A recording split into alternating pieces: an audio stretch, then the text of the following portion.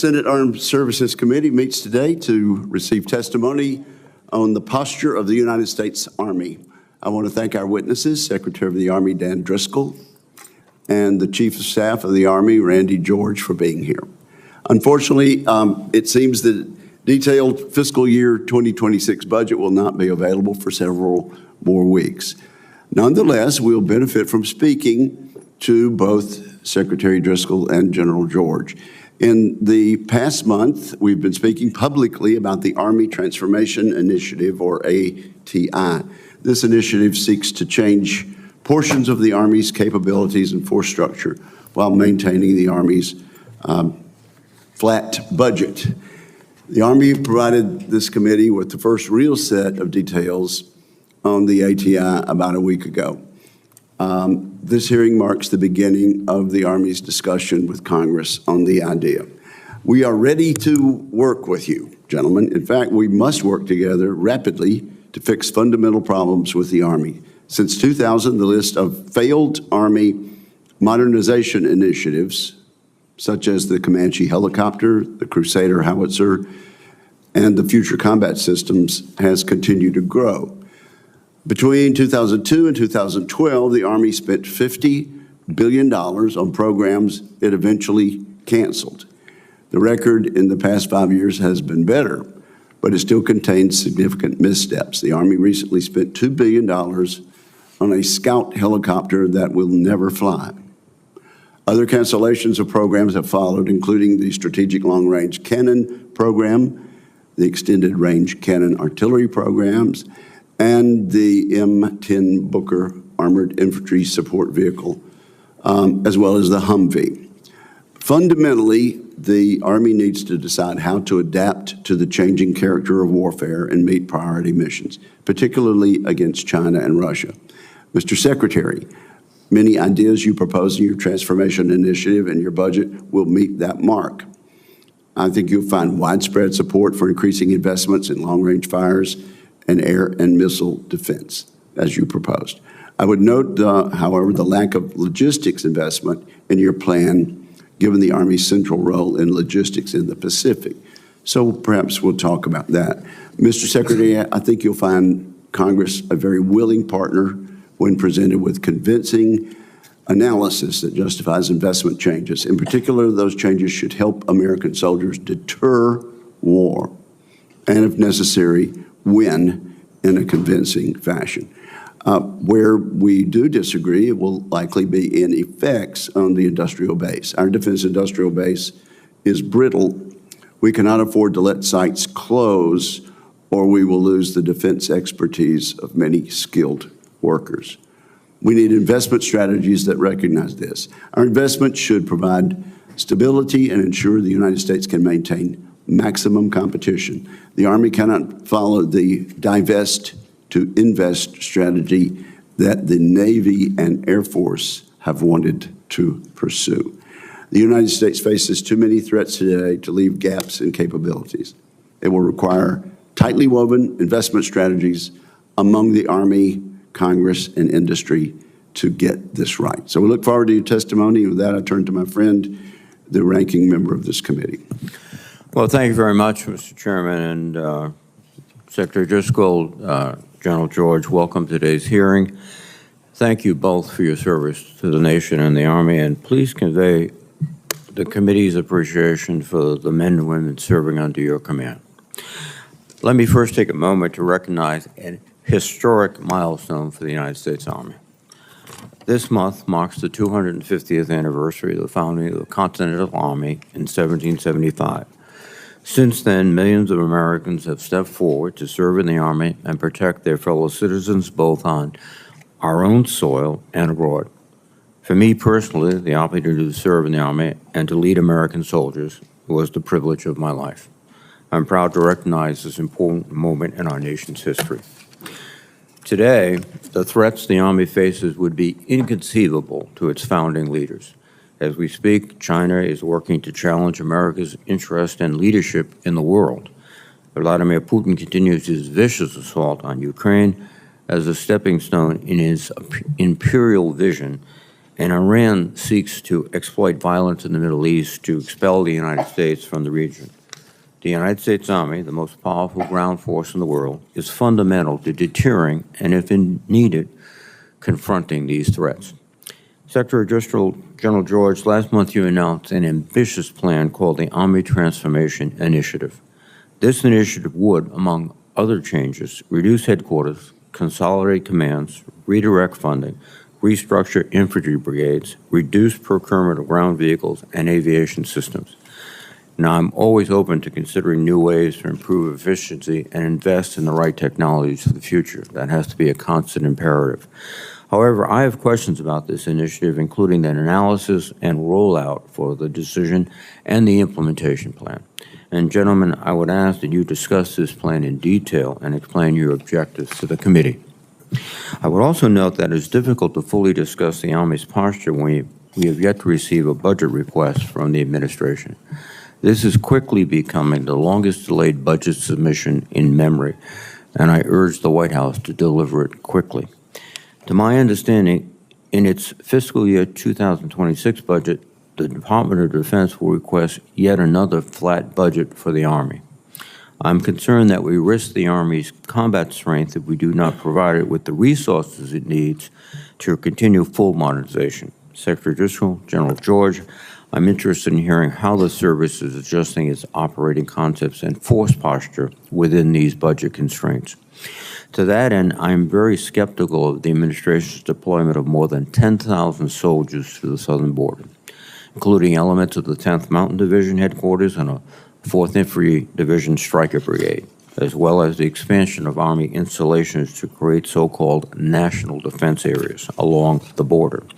I'm also deeply concerned that Secretary Hegstead is considering a request from the Department of Homeland Security to activate more than 20,000 National Guard troops to carry out immigration enforcement operations deep within the country, and that nearly $1 billion is reportedly being diverted from barracks improvement activities to fund border operations to include border wall construction. Let me be clear, border security is a priority, and I voted for bills to harden our borders, tougher laws, and reform, but immigration enforcement is a mission that must be carried out by the Department of Homeland Security, not the Department of Defense. In my personal engagements with commanders at all levels, many of them have made clear that these border missions are deepening problems they're having with their training time, resources, and readiness. I'm aware that at least one brigade's combat training center rotation has been canceled to support this mission, and others are at risk. Secretary Driscoll, I'd like to know how you plan to ensure our soldiers' time, training, and capabilities are not needlessly wasted as the Army works hard to meet its existing demands. Ultimately, the Army's success depends on its soldiers and civilians. Over the past 2 years, the Army has made significant progress in recruiting activities and has enjoyed success with programs like the Future Soldier Preparatory Course. However, I am concerned that the administration efforts to limit who serves and in what roles they may serve could have a chilling effect on recruiting and retention. There is room in the Army for all qualified volunteers. This includes at the United States Military Academy, where recent efforts to stifle education and narrow the student body represents an assault on merit and inclusion. Indeed, contrary to many of the administration's claims, I would argue that the current American soldiers and West Point cadets are some of the finest who have ever served, and I'm interested in your thoughts on this issue. Finally, I've recently visited a number of Army posts, including in Germany, Korea, Guam, and throughout the continental United States. I've been impressed by the work our soldiers and Army civilians are doing to not only train and equip warfighters, but also to incorporate lessons and knowledge from our foreign partners, including the tens of thousands of Ukrainians who have conducted training in Grafenwehr. As Ukraine's recent and indeed revolutionary drone operation deep within Russia demonstrates, the future of combat and UAS warfare in particular is evolving at a breathtaking speed. The Ukrainian drone operation should serve as a clarion call for every commander at every level about how they plan to protect their forces and installations at home and abroad at all times. I'd like to know what lessons and tactics the Army is learning from the conflicts in Europe and the Middle East, and what resources are needed to implement them. Again, I thank the witnesses for their participation today, and I look forward to the testimonies. Thank you, Mr. Chairman. Thank you very much, Senator Reed. We'll proceed now with opening statements. Secretary Driscoll, you may go first. Chairman Wicker, Ranking Member Reed, distinguished members of this committee, it is a privilege to address you today. I want to express my sincere gratitude for your unwavering support of our soldiers and their families. I'd like to start off this hearing with some good news. Earlier this week, the United States Army met its fiscal year 2025 recruiting goals 4 months early, bringing in more than 61,000 new recruits. These men and women are stepping up during a time of global uncertainty and complex threats. And those threats are real. When I went through my confirmation hearings in this very room, I pledged to be the Soldiers' Secretary of the Army. That commitment has guided our approach every step of the way. The Army Transformation Initiative has been conceived with the soldier in mind, and your partnership is critical as General George and I begin implementing this transformation, which is now more urgent than ever. This week, we witnessed a stark illustration of modern warfare in Ukraine and Russia. Reports indicate a coordinated strike against Russia's strategic bomber force using a swarm of over 100 inexpensive drones. At a cost of a mere tens of thousands of dollars, Ukraine inflicted billions in damage, potentially setting back Russia's bomber capabilities for years. The world saw in real time how readily available technology can disrupt established power dynamics. Drones are but one example of a broader shift, and the Army needs to keep pace. In my first 3 months as Secretary, General George and I have immersed ourselves in understanding why the Army has been slow to innovate. Our soldiers are not the problem. I've met with them in the Middle East, Europe, along the southern border, and at installations across the United States. Their strength, dedication, and unwavering commitment to this nation are inspiring. We ask a great deal of them, and they consistently deliver. Nor is the ingenuity of American industry at fault. Our tech sector continues to thrive, driven by innovation, entrepreneurship, and a willingness to embrace risk. So where does the problem lie? As Secretary, I have found that the Army has become calcified, having suffered from years of inefficiency, slow-moving processes, and wasteful spending. Program lobbyists and bureaucrats have overtaken the Army's ability to prioritize soldiers and warfighting. We must all work together to ensure the Army is ready to fight and win. The Army Transformation Initiative will make us into an Army that is lean, agile, and relentlessly focused on empowering its soldiers. An Army that embraces innovation, collaborates effectively with the private sector, and prioritizes warfighting readiness above all else. To achieve this vision, we must streamline our acquisitions process, reclaim our right to repair, and cultivate a culture that rewards innovation and calculated risk-taking. We must empower those closest to the fight to make the decisions. The Army Transformation Initiative is a first step to achieve this vision. But this transformation hinges on your support. We are asking this committee to empower us to make these changes while providing your constitutionally mandated oversight. We are asking for the flexibility to make decisions that keep pace with the rapid advancements in technology and the evolving nature of warfare. We are asking for this committee to work with us to maximize the value of every dollar appropriated to best support our soldiers. I ask this because it is my duty, both as the Secretary of the Army and as an American citizen, to ensure that every dollar that the Army receives contributes to defending this great nation of ours. I know we are all committed to our soldiers, to their success, and to providing them with the overwhelming advantage that they deserve. Thank you, and I welcome your questions. Thank you very much, Secretary Driscoll. General George, you're recognized. Thank you, Chairman. Chairman Wicker, Ranking Member Reed, distinguished members of the committee, thank you for the opportunity to talk with you today and take your questions. I want to start off by saying that I'm extremely proud of our Army. I'm proud of our troops that are out in the Indo-Pacific, on the southern border, in the Middle East, in Europe, and everything our Army has done over the past year to respond to wildfires, floods, and a bridge collapse. We have formations all around the world conducting missions and exercises and innovating with our partners and allies. When not deployed, our units are conducting tough, realistic training at their home stations and our combat training centers. Our Army is a professional team that remains focused on its warfighting mission, and young Americans want to be a part of it. This is evidenced by our strong recruiting numbers this year, and I would also add very strong retention numbers. Just a couple of days ago, as the Secretary mentioned, we've met our recruiting mission for the year, and we still have our most productive months ahead of us. And while I'm proud of our Army, I also know we have work to do. We know the world is changing. Commercial technology is rapidly evolving, especially AI and autonomous systems, and this is impacting the character of war. We understand that we must transform to stay ahead of our adversaries, and we need to get better by 2026 and 2027, not by 2030. Over the last year, using existing FY24 funding, some of our units transformed in contact, which means they experimented with changing how we train, fight, man, and equip while they were deployed or in training environments. This was a great proof of concept. It confirmed that our formations are capable of rapidly improving their lethality. One transformation in contact brigade in Europe was 300% more effective in lethal targeting in training. Transformation in contact taught us some valuable lessons about what our Army should be buying and how we should be buying it, and we are just getting started. We're going to make these changes we can at our level so that we can continue to dominate the modern battlefield. For instance, canceling programs that are obsolete are not what our warfighters need. Developing and adapting war-winning capabilities and buying modular, open architecture designs that can be iteratively updated. Cutting and consolidating headquarters. For instance, we're going to reduce GO structure, cut 1,000 positions from our own staff here in DC, and add in modern business systems that will make us more effective.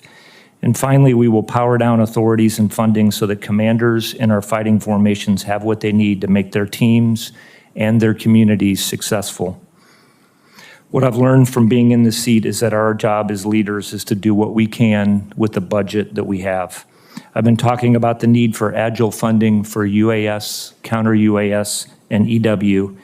We need flexibility in those areas and many more.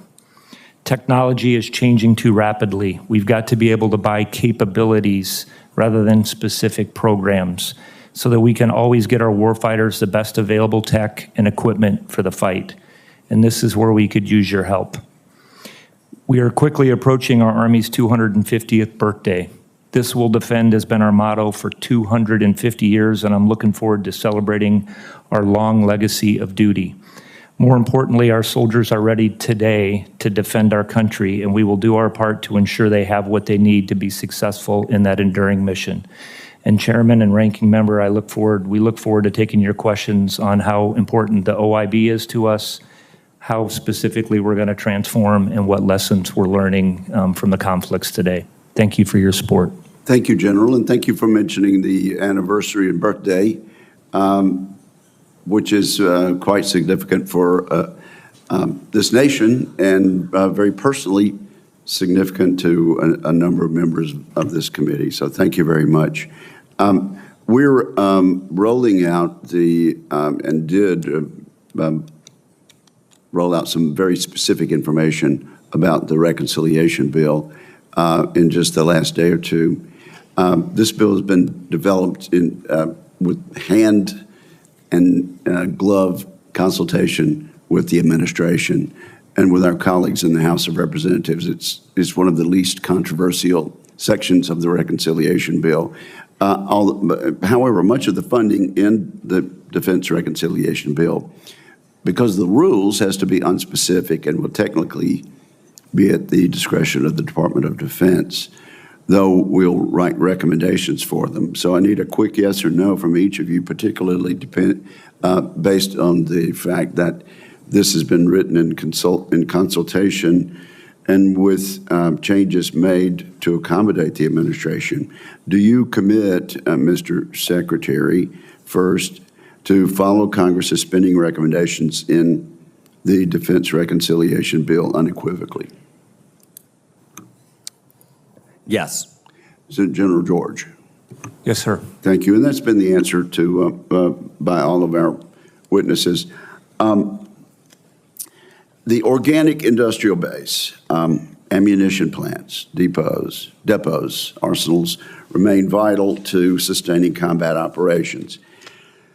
We've read, Mr. Secretary, in your ATI memo about potential closure of Pine Bluff Arsenal, Bluegrass Army Depot, Red River Army Depot.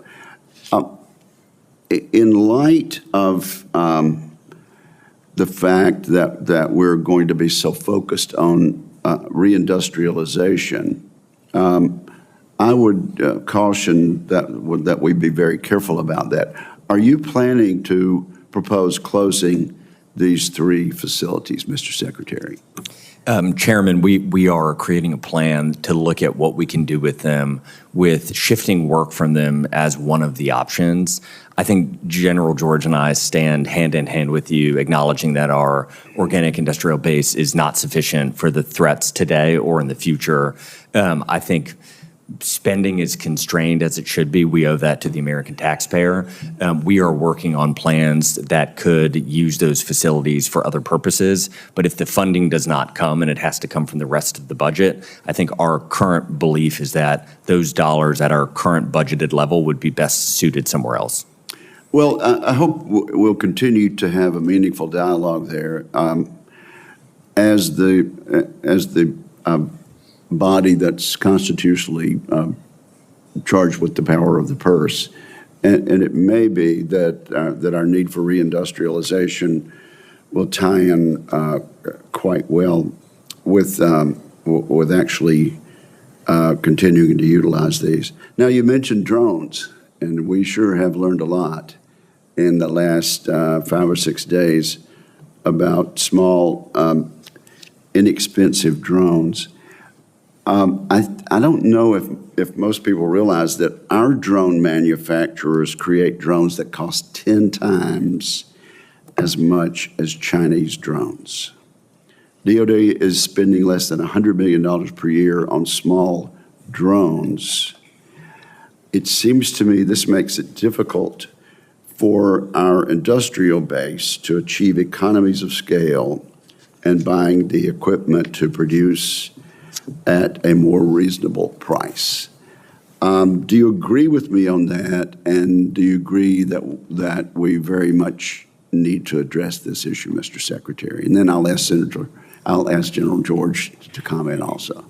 I think, Chairman, if it was only if we were only 10x more expensive, I would say that would be better than the actual reality, which I think we are sometimes 50 times to 100 times more expensive.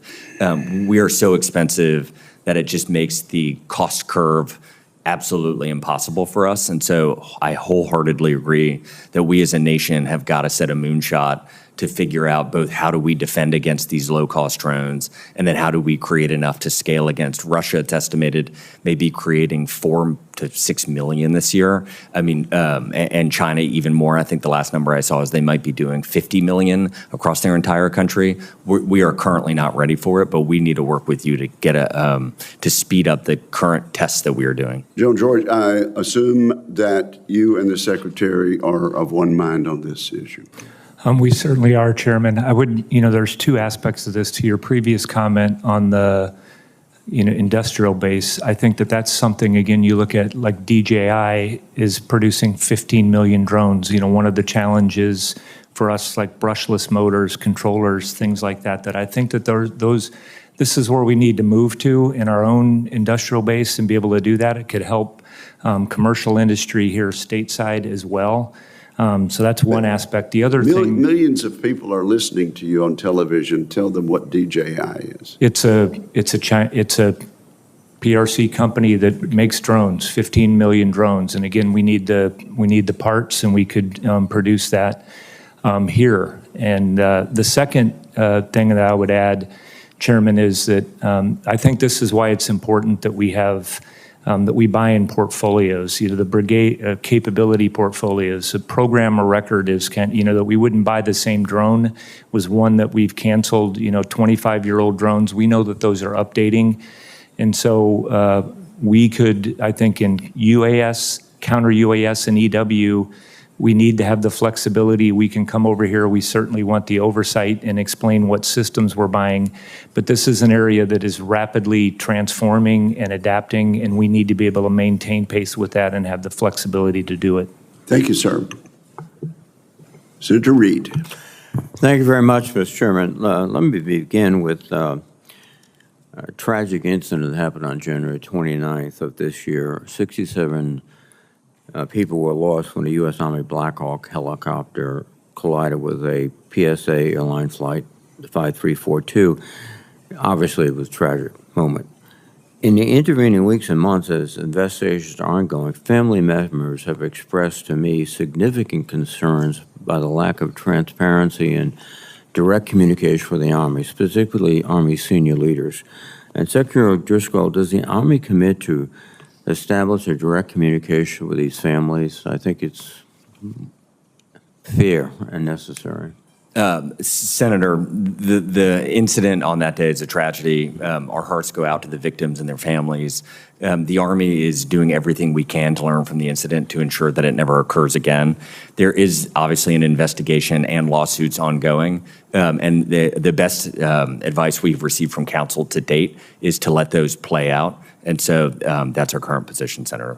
No, I understand that, but I think just reaching out in a very clearly non-substantive way, but in a compassionate way, that the Army understands their grief and we're doing all we can without obviously specifying, would be appropriate. You know, I do understand that the National Transportation Safety Board and the Army is conducting investigations, but General George, could you briefly describe the changes that you've already made to improve the safety in that zone? Yes, sir. I mean, I think, again, we've been cooperating fully with the National Transportation Safety Board and had our own folks in here. The biggest thing is the flight routes have completely changed, and that was the decision that was made, that the route that was, I believe it's Route 4 that's passed there, that is closed off. Immediately, we made adjustments, and I will, with people that are coming in right now, there's very, very few flights that come in and out of the Pentagon. I would tell you that, you know, we do, and you're aware of the mission. We still have a mission to do. So, you know, our formations need to continue to make sure that they're doing that. Right. But also that, you know, the changes that we've done with making sure that ADSB and that there's constant communication. So again, we're working very closely with the FAA, both locally and then nationally, to make sure that that we learn from this. And learning means changing, and that's what we're doing. No, I appreciate that, but again, I think on a human level, some contact with the families would be more than appropriate. Mr. Secretary, the New York Times recently reported that the Department of Homeland Security asked for over 20,000 National Guard forces to conduct interior immigration enforcement. Have you been asked to prepare for this requirement? We have. Immigration enforcement in the interior of the United States is unprecedented for the National Guard. And the scale of assistance that they're asking for is equally unprecedented. Diverting 20,000 guardsmen to this role, first of all, they're not trained for it. It'll necessarily pull those persons away from their jobs, their families. But more importantly, I think it's going to divert them from their more traditional role, disaster relief, supporting local emergencies. And we know that there's likely to be a very strenuous hurricane season, which I'm told begins on June 1st.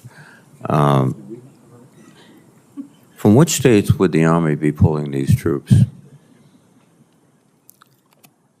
I'll jump in. I don't, we are working through this right now, and obviously we'll get asked to provide soldiers. You know, we're ready to do that. We are, I will tell you, sir, prepared to respond to emergencies. That we've, you know, done that routinely. I mentioned that in my opening statement on what we're able to do across all the compos, and then with whatever missions that we're aligned to do, those, you know, clerical or whatever, they would be aligned to whatever the soldiers are trained to do. Is this a mission that in your experience, that National Guardsmen have been trained for going and searching for illegal immigrants in major cities and across the country? Again, Senator, I think that, the missions would be aligned with what our soldiers are trained to do within the authorities that we would have under Title 10. Do we have a cost estimate yet of how much it would cost to deploy 20,000 National Guards? Senator, I don't believe we do, but we'll follow up with your office the moment we know what states and an estimated cost. Just finally, we recognize that both legally and traditionally soldiers are not police officers or ICE agents. Much of what they do lies outside of this law enforcement environment. Just, are you concerned about the scene of U.S. Army, and people won't make distinction between National Guard and U.S. Army, driving in military vehicles and pulling people out of houses and putting them in the backs of trucks and driving them away? I don't think that's the image the Army has strove for 250 years to create. Senator, I don't, it's hard to answer that hypothetical because we have not heard of those details in the planning. And so it's hard to answer today. So if you were directed to begin to seize people, put them in trucks and drive them away, you would object because that is inconsistent with the Army of the United States? Again, Senator, it's hard to answer that hypothetical. We have no one has asked that question. Thank you, and thank you, Mr. Chairman, for the extra time. Thank you, Senator Reed. Senator Fisher. Thank you, Mr. Chairman. Secretary General, welcome.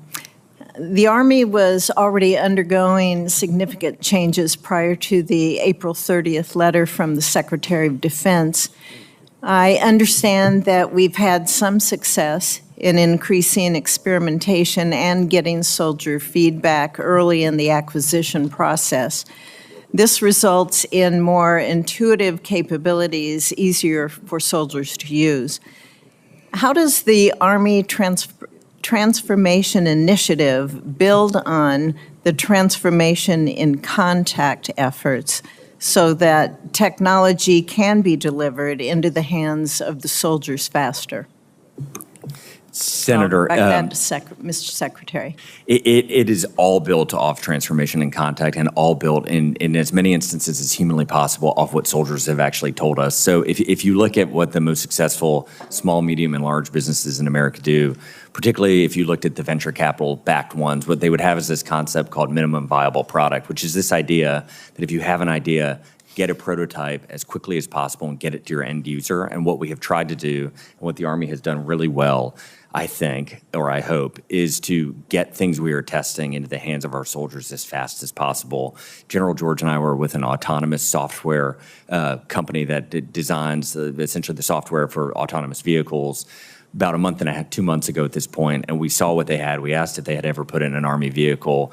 They said no. We got them a vehicle 5 days later. 10 days later, they sent us a video fully automating our Humvee and our ISV. We got it in the hands of soldiers all within 3 or 4 weeks, and we're currently learning from that. And so that, to us, is how we will actually quickly innovate and change our Army to face today's threats. Will you tie in the command and control to that as well? Are you working with any specific private industry to be able to do that? Yep. Senator, we're working with a bunch of companies that are doing that. Again, for all of this, I think what we're learning is we're going to have to pass data very rapidly. So, I think the network to us is foundational to everything we do. If you're going to sense, you have to decide, and whatever you're going to do to act, the network is central to that. I wanted to just add on the lessons. It besides just the equipment, for us, the biggest change is actually having developers that are right there with our soldiers to see what works. We're seeing what the battery life in a cold environment versus the humidity that's out there right now in the Pacific. So we're seeing those. We're changing how we're organized. We know you can be seen anywhere on this planet.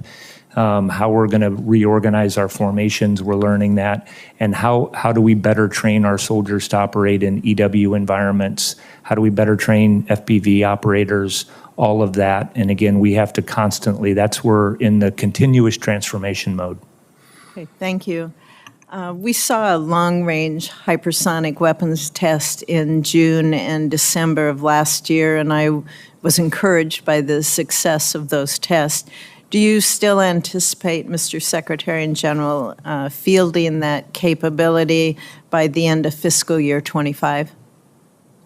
We do, and one of the things we're also excited about is we're testing a new version of it that is 1/10 the cost, and we think has even better attributes. And so it would be early to know whether it will work, but we're optimistic. In your written testimony, you highlight that the Army's mid-range capability system, it's been deployed in the Philippines since April, I think, of last year. Can you provide us with an update on that program and when you expect additional batteries to be fielded? Again, Senator, that's another thing. We're looking at a total of 5 batteries, and what we're also doing with that is same thing with continuous transformation. How do we make those systems smaller? How do we tie them in better? How do we make them so that they're more mobile? That's what we're working on. As you're testing these different capabilities, these new capabilities, do you have some of these businesses, you said they were alongside soldiers and being able to see the real-time effects. So as you're testing these things in real time, and you understand the field battle that you may be facing in the very near future, are you also soliciting not just comments from industry, but also to continue to solicit those comments from soldiers as well? And have you been able to make changes in any of these capabilities that you're currently testing? Yeah, we both wanted to push the trigger on that one. We have done that. I get one of the things, for example, that soldiers said, "Hey, listen, it would be better to have an autonomous system." Or an optionally manned vehicle that could move around and could do those things. Hey, we need the command and control, piece of this to be smaller and more mobile.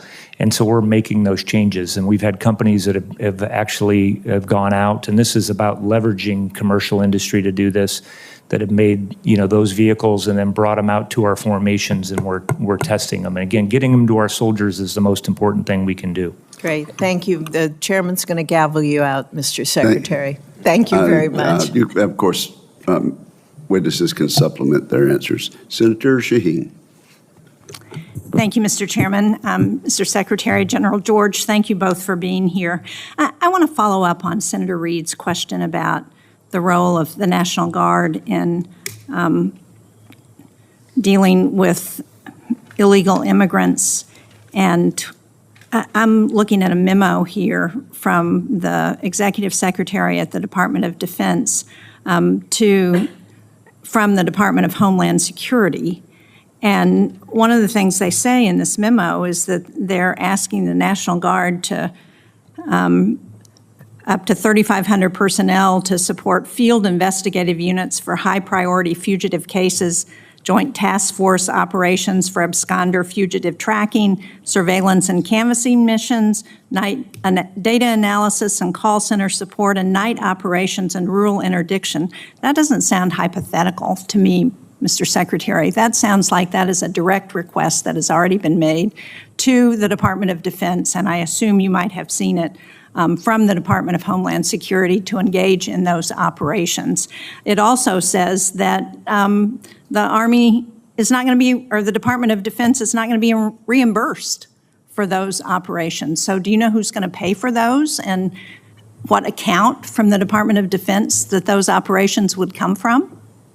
Senator, I don't know what account sitting here right now, but we can follow up with your office. Well, I would hope that first of all, I share Senator Reed's concerns about asking the National Guard to engage in those kinds of operations. As a former governor, I can tell you that I didn't want our National Guard going off to do something when we needed them at home in New Hampshire. But I would also be very concerned about who's paying for those. And the Department of Homeland Security, if they're going to engage in these operations, then they ought to be footing the bill, not asking the Department of Defense and the Army or anybody else in the National Guard to do that. So let me just register my grave concern, Mr. Chairman, about that. I want to go on to another topic at this point, and that is a lot of the discussion so far has been about the changing role of conflict and war.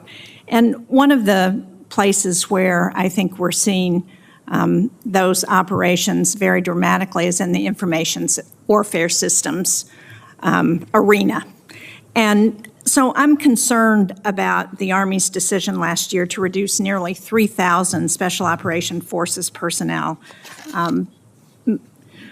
Most of those were from Military Information Support Operations, MISO, and this comes at a time when we're looking at expanded operations on the part of Russia, on the part of China, our adversaries. I sit on the Foreign Relations Committee. We had a hearing earlier this year that pointed out that China's spending over $1 billion a year on disinformation operations around the world. And so it feels to me like we're unilaterally disarming in this arena at a time when we should be engaging and thinking about how to do that. So I wonder, General George, from an operational perspective, does SOCOM have the ability to replace those positions, and how are you thinking about information warfare? First, on the information warfare, Senator, I completely agree with you. I mean, that is something, and I think rather than what we've been talking about looking at specific formations, we're also looking, we have a bunch of specialties that we have had around for 20 or 30 years. And like I think anybody does in the commercial sector, you have to you have to adapt and change and make sure that you're doing that. So the cuts were made, and this was, worked with U.S. Army Special Operations Command and SOCOM, were print media, leaflet drops, people that were doing those kinds of things. And I would argue that the world has changed, and what we should be doing, we should be focused on it. In the meantime, we have grown cyber capability, and how we're going to do that, through technology, I think is important. And I think the other thing that we've learned is that we're going to have this kind of capability throughout our formation. It's less about headquarters. It's about having capabilities at echelon throughout all of our formations. We're all living, you're not going to give just a certain people a capability, because we're all going to have to operate on this very complex battlefield, and that's what we're looking at. So we just had a discussion about this. I'd love to come over and talk to you about this more in detail on what we're looking at and how we're going to embed this across our formation. I would very much enjoy seeing a plan for how that's going to be done, because I think that's one of the most serious disadvantages we have right now. Thank you, Mr. Chairman. Thank you very, very much. Senator Cotton. Gentlemen, welcome. I was at Fort Myer yesterday as the Old Guard recognized several persons as honorary members of the regiment for their critical work in getting the caisson platoon back up to limited operations, and also for their work at the Carter State Funeral, where the caisson platoon and its horses and horsemen so well represented the Army and the nation. And I want to thank you both for your work on getting the caisson platoon back in operation and on the path towards full operation very soon. Secretary Driscoll, I want to turn to the munitions crisis that our nation faces. President Trump recently said we need to take a long, hard look at defense procurement and our defense industrial base, because it's been withering down to nothing. Given all the money we spend on the Pentagon, it's unacceptable that we would ever run out of ammunition or be unable to quickly produce the weapons we need. You also acknowledged our munitions crisis at your confirmation hearing. You said one of the greatest problems facing our time is getting our munitions and getting our magazines back up to where they need to be. I assume 3 months on to the job, you still believe that addressing the nation's munitions crisis is vital if we are to deter and, if necessary, fight and win a war against China? Absolutely, Senator, and I would even update and say it is, after 100 days of seeing it, it is worse than I thought at my confirmation hearing. Thank you. So do I, and most members of the committee. That's one reason why I was pleased to see that the Army Transformation Initiative focuses on arsenals, ammunition plants, and depots, your organic industrial base. Secretary Hegseth's memo about the initiative directs the Army to modernize the organic industrial base to generate the ammunition stockpiles necessary to sustain national defense during wartime by implementing 21st century production capabilities. Given this in your earlier remarks, Senator Wicker, I think it's safe to say that we share the Secretary's belief that the organic industrial base is a crucial element of our broader defense industrial base. You agree? Unequivocally. Thank you. And we're not the only ones either. There's other members of this committee like Senator Mullen and Senator Ernst and Senator Rosen who have long pushed the Army to strengthen its organic industrial base. That includes updating and expanding operations at facilities like Pine Bluff Arsenal in my state, McAllister Army Ammunition Plant in Oklahoma, Hawthorne Army Depot in Nevada. All these facilities, like all of them across the organic industrial base, are underused, and we have thought for some time the Army should be expanding them to meet urgent national security needs.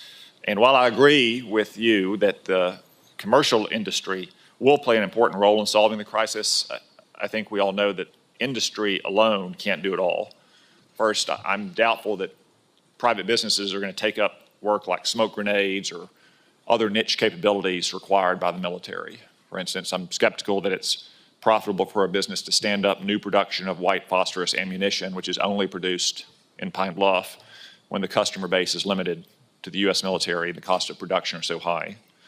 Just some rough back-of-the-envelope calculations I've made suggest it would cost around $500 million to replicate that capacity. And second, I think we've also learned pretty definitively over the last 3 years of the Ukraine war that our commercial industrial base, while vital, simply doesn't have the capacity to produce all the munitions that our nation needs and that our allies need, much less what we would need in a major conflict. So I think expanding munitions production, especially for necessary materials like nitrocellulose and RDX that are currently choke points in the munitions supply chain, will require us to leverage the inherent advantages of the facilities that you own, that the Army owns, those organic industrial-based facilities like Pine Bluff Arsenal. All these places have highly trained workforces. They've already gone through onerous environmental permitting. They can handle munitions. They have the infrastructure that would only be replicated at a very high cost over many periods of years. Standing up munitions factories from scratch would cost millions and millions of dollars, while expanding operations at these existing facilities that we already own is much less costly and more efficient. And given that, can you commit to all of us, as the chairman suggested, that we work together to create a plan to expand and modernize the Army's organic base, including facilities like Pine Bluff Arsenal? Senator, we absolutely want to work with this committee, and this is not intended to be a cop-out answer. As we look at our budget, one of the fundamental problems that we have is our military construction costs, and I'll do a parallel and then bring it right back, are 68.5% more expensive than if we just built something right on the other side of our fence line. And a lot of that is statutorily driven. There are some inefficiencies from government doing it, but generally speaking, there are so many constraints on us that when we try to work within our budget to expand our munitions supplies and we look at the math oftentimes says we're too expensive for ourselves. And so in the limited resource world that we live in, when we try to do these trade-offs, it's hard to justify.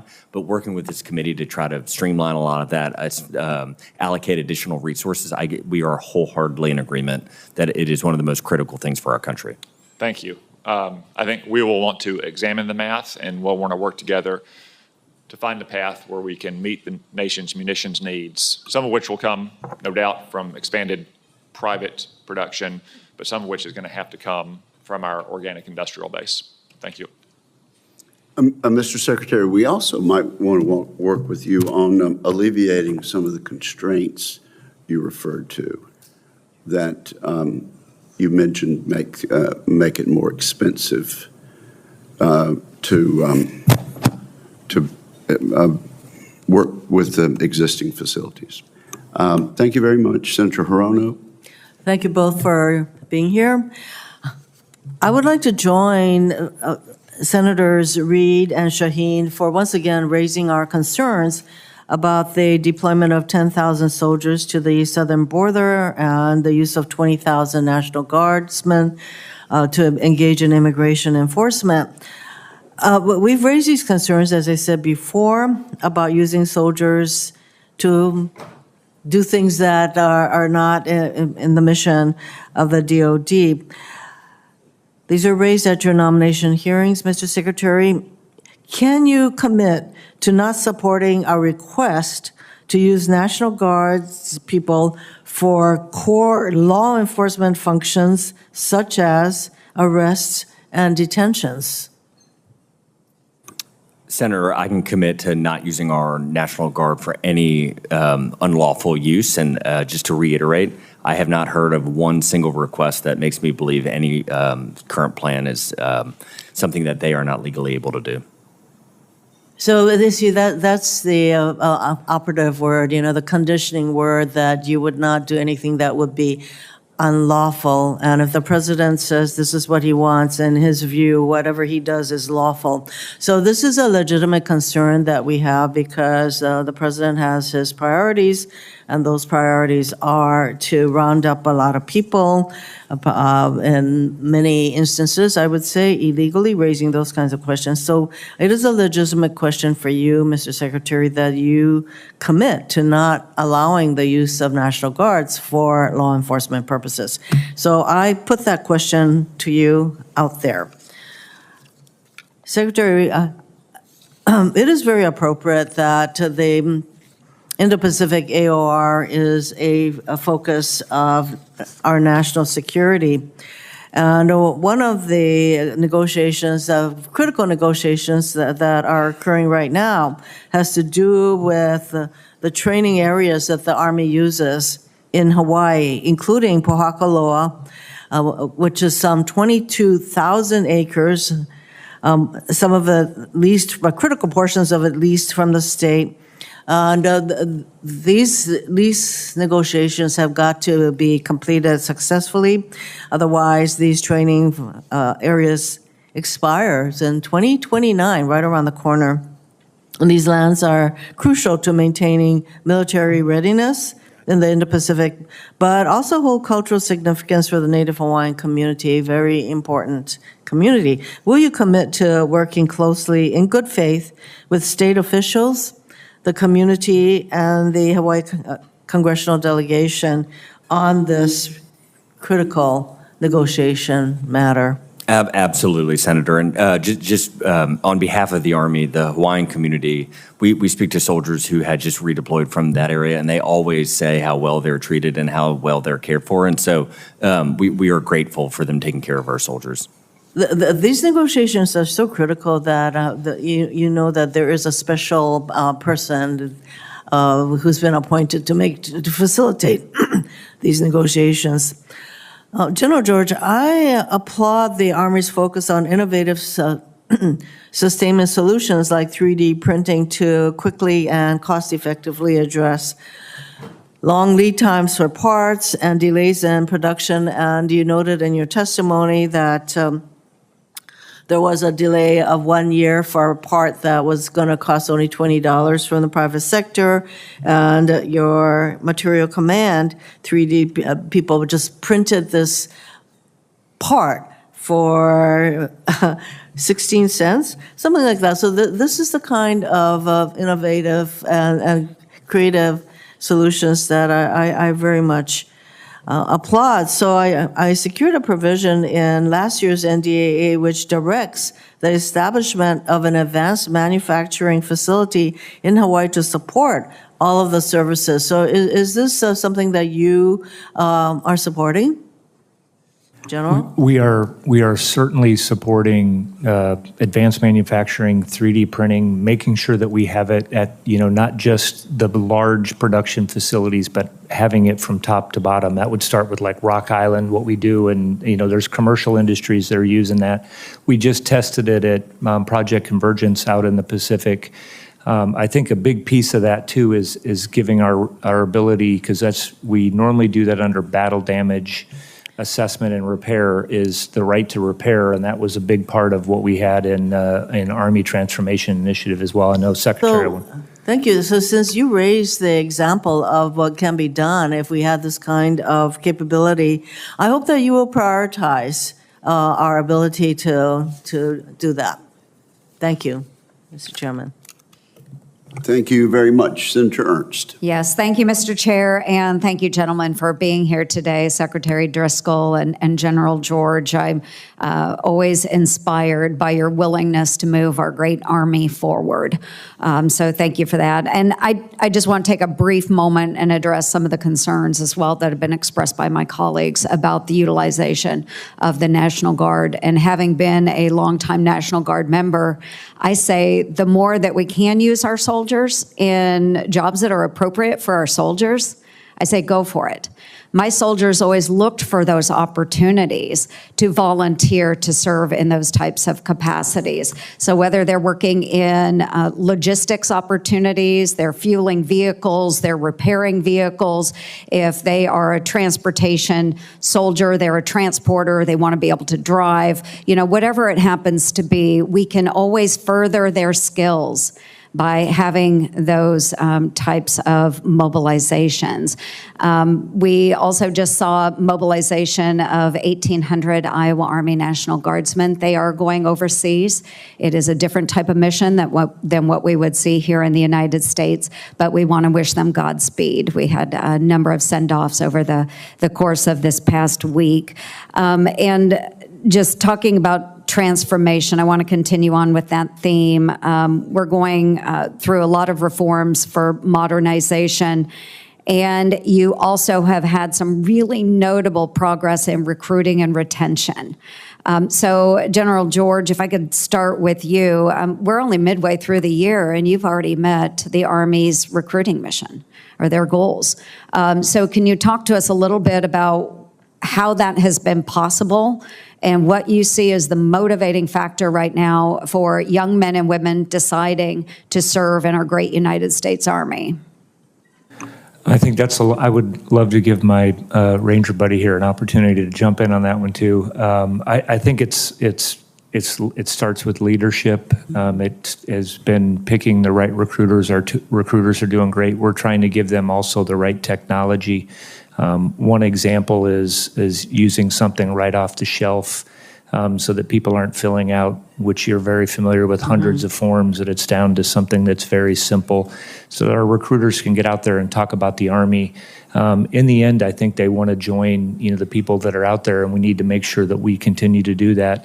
They want to join a team that has a great mission and a great purpose, and I think it's a great start for their life, and I think that that's the biggest thing, and we need to continue to get after that. Agreed. Thank you. Secretary. Senator, I was going to say one of the ways we look at retention and recruiting is as a trailing and a leading indicator of the health of the Army. And so on the leading indicator side, do young people want to come join an organization that is returning to its lethality roots? It's pushing for excellence. Do they want that? And very excitingly, 8 months into our 12-month goal, we hit the annual goal. On the retention side, those are the soldiers that are every single day seeing is their leadership, are their senators, is the bureaucracy delivering to them what they need to stay in.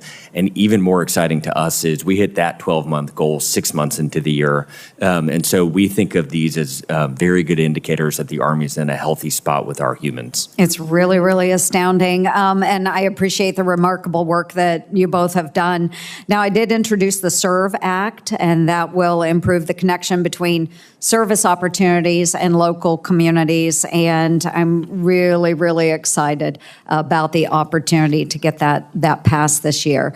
Again, going back to the Army transformation, I really do support the initiative and its efforts to redirect resources toward emerging capabilities like the counter UAS, electronic warfare, air defense. We saw what happened in Russia with the Ukrainian drone attack. Really sobering reminder on how modern warfare is changing and how we need to adapt. So we're seeing the right kind of change within the Army. So again, kudos to you. We've got a bottom-up transformation. We've got experimentation and contact and smart divestments. So thank you for being willing to take some of those hard challenges on. You're making those hard choices. You're cutting positions and you're reinvesting in our operational needs. And again, I know how tough that is. But Secretary Driscoll, how is the Army adapting its training and talent management to support these more technical kinds of units and our operational needs? So to training, one of the most, and just to reinforce the bottom-up concept, I was down at Fort Jackson a couple weeks ago, which is where I did basic training 18 years ago. And you do these lanes 5 weeks into the course. So these are soldiers who've been in the United States Army for 5 weeks. And what their drill sergeants had done is they had gotten drones to film them in the lanes, and then in their after-action review, they would actually look and see, what do I look like from a drone's view? But then this is the part that's so remarkable to me. Each time they iterated, so each time a drill sergeant took soldiers through this event, they learned something from these soldiers who were 5 weeks in, and those learnings have trickled up from Fort Jackson, South Carolina, the Pentagon, and have actually changed some of the ways that we are telling people to engage with drones, which is just absolutely remarkable. That's amazing. Thank you very much, gentlemen. Thank you, Mr. Chair. Thank you, Senator Ernst. Senator Kane. Thank you, Mr. Chair, and thanks to our witnesses for your service. Happy birthday to the Army family. I look forward to celebrating at Fort Gregg Adams a week from tomorrow in the Petersburg area near where I live. I'm looking forward to that. Secretary Driscoll, you were here for your confirmation hearing on January 30, and I was not in a good mood that day, and it didn't have anything to do with you. The night before, I had been alerted about the crash at Reagan National, 67 lives lost earlier that morning. I had gone out to the scene to interact with the Secretary of Transportation and airport officials. We know a lot more today than we knew then. The NTSB did an interim report that they released in March, and they frankly pointed out a lot of flaws. There were flaws on the Army side in terms of some of the broadcasting equipment on the Black Hawk not being turned on during that flight, and problems with some of the routes, particularly in the congested airspace. There were serious problems on the air traffic control side. There was a real shortage of folks in the tower that day. Normally there would be one person handling the incoming jets and somebody else dealing with the helos. One person was doing both of those jobs when that crash occurred. Major problems with the FAA. In the decade before this crash, there had been hundreds of near misses between helos and passenger jets logged into the FAA, but the FAA had apparently done nothing with that information to try to solve or prevent an accident of the kind that occurred. And we got to be honest, Congress has not helped this situation either. Shortly before that crash, months before that crash, Congress voted to add more flights into an over-congested airport over the significant objections of the Metropolitan Washington Airports Authority, which is appointed by Congress to run these airports. And they had told us, this is a disaster waiting to happen. Please don't add more flights in. Congress chose to do so anyway. And it's my hope that we will have learned the lesson and not repeat that. The interim report in March of the NTSB is going to be followed up by a final report, or at least a more comprehensive report, we think, at the end of the month of July. But I just want to reflect back on you. The 67 families, the memory of the 67 and their families, they're looking for answers. And when they watch a hearing and they hear a question about it, as was directed by Senator Reid, and the answer is, there's an investigation ongoing and there's litigation, I'm going to tell you what they hear.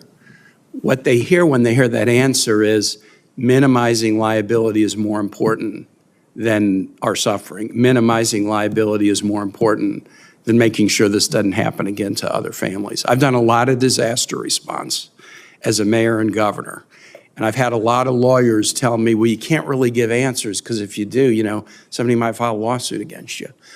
We owe it to the memory of the 67 and to their families for them to be completely confident that we are overturning every last stone and making every last fix to minimize the chance this will ever happen again.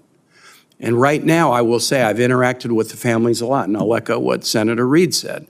they frankly feel that American Airlines has been pretty solicitous towards them. They feel like the Commerce Committee in the Senate has been pretty solicitous towards them.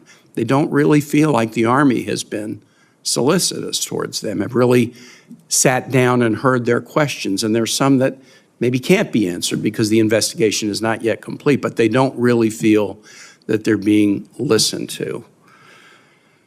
And I think that's an important thing that I would just put to you, that, I think you have taken steps. I've met with the Army as recently as yesterday to talk about steps that have been taken with respect to new protocols about having the ASTB system generally turned on, and if it's not going to be turned on, there's kind of an important protocol you go through to make sure that you can have that turned off for sensitive missions without jeopardizing others. You've made some positive changes. You've made changes to the helicopter routes in the area, this national capital region. That's really important. But I don't necessarily think some of the public is aware of the changes that have been made. There was a recent incident in early May where a helo passenger jet interaction caused the air traffic tower to ask the jets to do a go-around because of a helo that was landing at the Pentagon. That's not necessarily a bad thing. That was out of an abundance of caution, but when things like that get reported in the paper, and I frankly think there was some of the reporting was a little bit inaccurate, when they get reported in the paper, it's not to our benefit. So what I would encourage you to do, share to the greatest degree possible with the families and with the public what the Army has already done, because I think you've taken some positive steps. And then just try to maintain as close a dialogue as you can, not only with the families of the 3 Army aviators who died, but with the families of the 64 who lost lives on the passenger jet that day. Thank you. I yield back. Thank you, Senator Kane. Senator Budd. Thank you, Mr. Chairman, and thank you both for being here today. Secretary Driscoll, it's great to see you again. Thanks for being in North Carolina in a very patriotic event with your family and supporting the Army in North Carolina. So I want to bring up something that you said yesterday during the testimony with the House Armed Services Committee. And then I've heard it referenced a little bit this morning in your opening comments and in your response to Senator Ernst's question. You mentioned about learning from overflights with drones and the training at Fort Jackson. I think that's excellent. So thank you for sharing that. We've all seen the stories coming out from Russia, how the Ukrainians have yet again showed boldness and initiative in Operation Spiderweb. And we applaud them, but it makes me think, how do we make sure that we don't become the victims in a similar situation against us? And how do we make sure that we're defending ourselves against potential enemy drone attacks? We've talked about offensive operations, but less about troop protection. So if you would talk about the Army keeping pace in drone and counter-drone technology, and how do we make sure that we protect our troops at home and abroad from these threats? Thanks for the question, Senator Budd. And just to close out with Senator Kane, I will reflect on your remarks. If any of the families are listening, we are absolutely devastated by that outcome.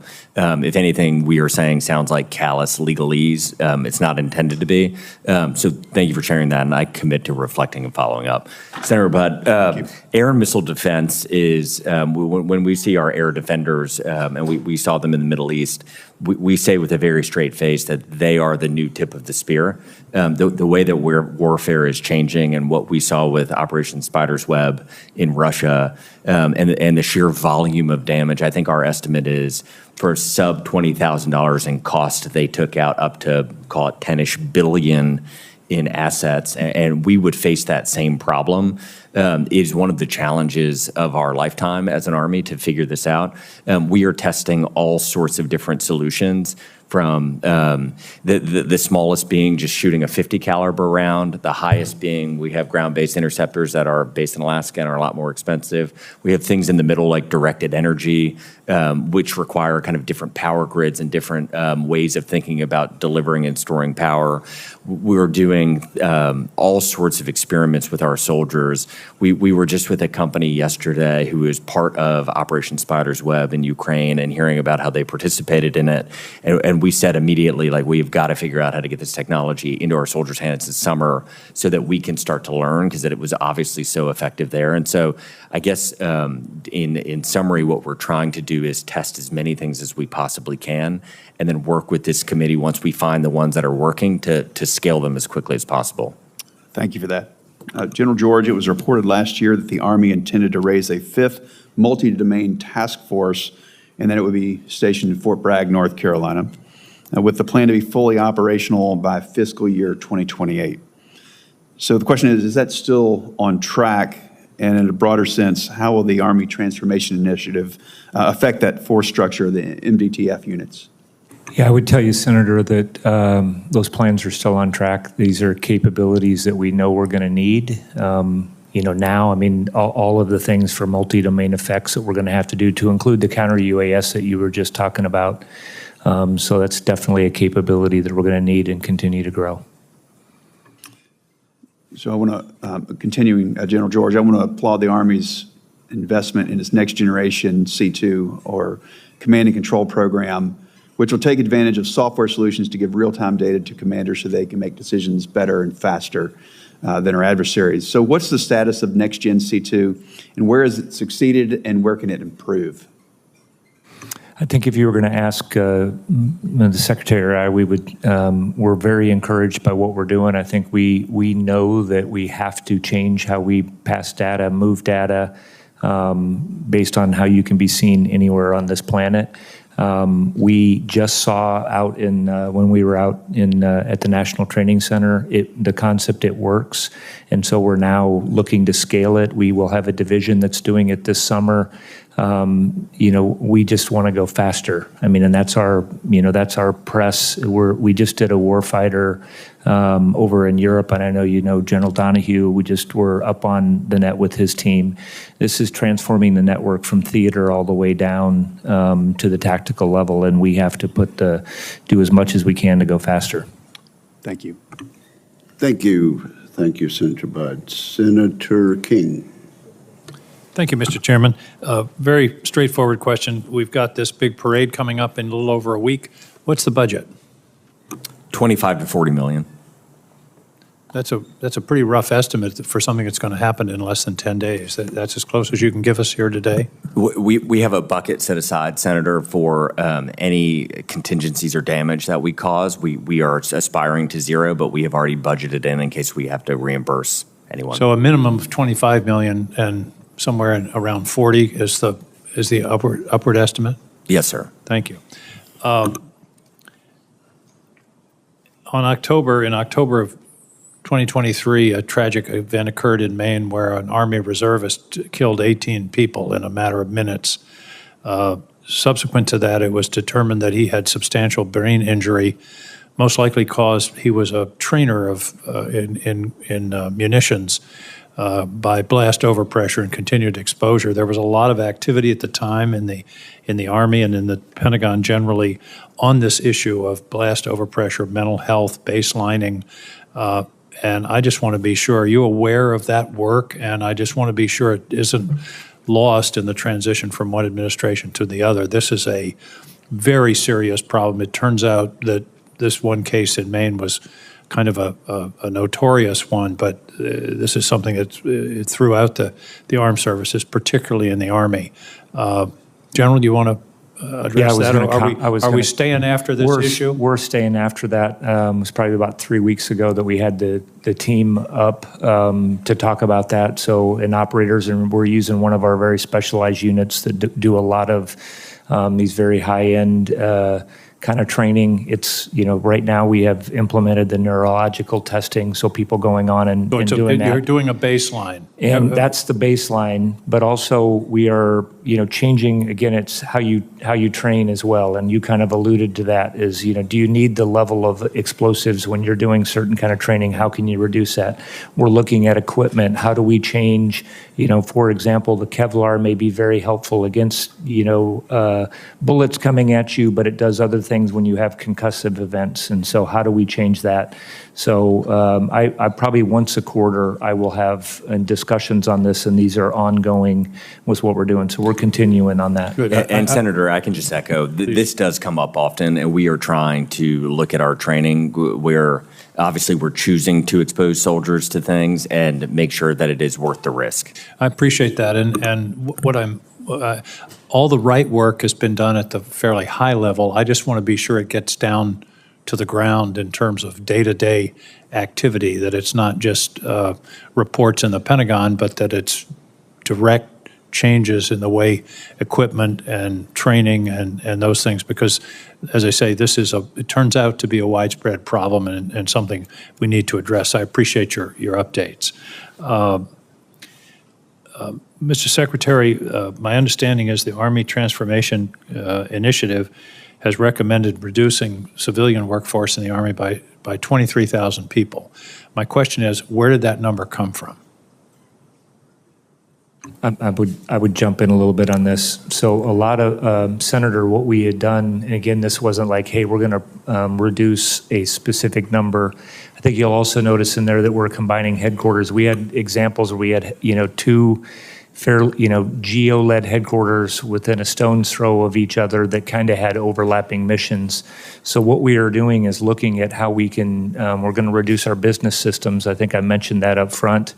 We have a lot of old business systems and programs that we don't need, and that can be done with data. I have a smart board that's in my office where I can get most of this data. So that basically from top to bottom is what we're looking at. I do think that there are additional areas where we can, find more efficiencies. Our goal is to fill our formations. So you've examined the structure and come to that number. You didn't start with a percentage or a number to work toward? Is that what your Correct, testimony? Senator. It was not driven not arbitrary, but it was not driven downward. It was where we thought there were redundancies, and then a lot of the cuts we reference in ATI are, to General George's point, the intent is when soldiers enlist, they don't want to sit in the Pentagon pushing paperwork. That headquarters function has grown and bloated, and it's our own fault. We are trying to push them back out to the formation. Strikes me as a large cut. And I think it has to be weighted. It's about 1% of the Army budget for those 23,000 people. Some of them had to be doing useful work. I just would be interested in following up to see where the cuts are actually happening and the analysis that led to that. Thank you very much, Mr. Chairman. Thank you, Senator. Senator Sullivan. Thank you, Mr. Chairman. Gentlemen, thank you for your testimony and your continued exceptional service to our great nation. Mr. Secretary, thank you for your Alaska visit. You made your commitment to me clear, and you followed through on it very quickly in your tenure. I appreciate that. I was just back home for the last 10 days and hosted the chairman of the Joint Chiefs, General Kane, and we had a good opportunity to meet with the 11th Airborne soldiers, who are really impressive. I want to get your impressions on your visit, and then I wanted to ask on the Army Transformation Initiative. General, thanks for coming into my office last week or 2 weeks ago to give an update. I want to get a sense of how the 11th Airborne Division will be impacted by that, particularly on two issues: the merging of the headquarters that may affect it, Fort Wainwright and J-Bear. We still want that to be a warfighting headquarters. I know you do too. It's been an admin headquarters for many years. I love the idea of the 11th Airborne now being the competitor to the 82nd Airborne. I know the 82nd Airborne has a storied history. So does the 11th Airborne, by the way, in World War II. A lot of people don't know that. But it's always good to have that good internal competition just for the 82nd Airborne folks watching. I do think the 11th Airborne is maybe not only catching you, but surpassing you, particularly on Arctic Ops. Maybe you guys can comment on that as well. But your impressions, Army Transformation Initiative, And then also the issue of the 11th Airborne's aviation assets necessary to complete that transformation from a Stryker brigade to a air assault unit up in Fairbanks. Want to make sure they're getting the proper helo assets, and what's your vision on that? So there's a lot of questions, but mainly your impressions to both of you on your Alaska trip. I think you guys are doing a great job up there. I think the morale's high. That's a unit that knows what it's all about now, which I think for a long time maybe it hadn't. And as you know, that purpose is important. As somebody who was stationed at Fort Drum, New York, with the 10th Mountain Division, I think. By the way, where there's no mountains. I think I mentioned this in my hearing that you get there and there are no Jack, mountains there. true? And contrasting that with Alaska and the training at Black Rapids, I mean, it is remarkable what soldiers are out there doing. I ended up doing an exercise with some of them, and it's hard and it's different, and it's just the way you have to think about moving soldiers up these mountains is, and a lot of the world is filled with this Arctic mountainous regions. And so the other part that kind of we blew my mind was we went to a testing facility where they were testing our equipment in these incredible freezers that would go -50, -60 degrees, and they would show you what happens to fluid and what happens to all of these different items that we, the United States Army, purchase that just the manufacturers either don't have the ability to do it or just don't take the time to do it. And there are all of these instances where we are buying $1 billion of something and finding out it can't operate in -20-degree temperature, which is cold, but it's not that cold. And so Yeah, and you get that a lot up at Fort Wainwright. you get it a lot. And so the soldiers will take nearly every piece of equipment they get out on these very cold days on behalf of the United States Army so we can learn. And we have learned a lot, and it has changed how we procure things. We try to get it to them earlier in the process so they can tell us if it works in those conditions. So on the helo assets in the headquarters, in terms of Army transformation, I know, General, you mentioned to me you didn't think that was going to impact the ops and size of the units up at the 11th Airborne, but can you unpack a little bit of that right now?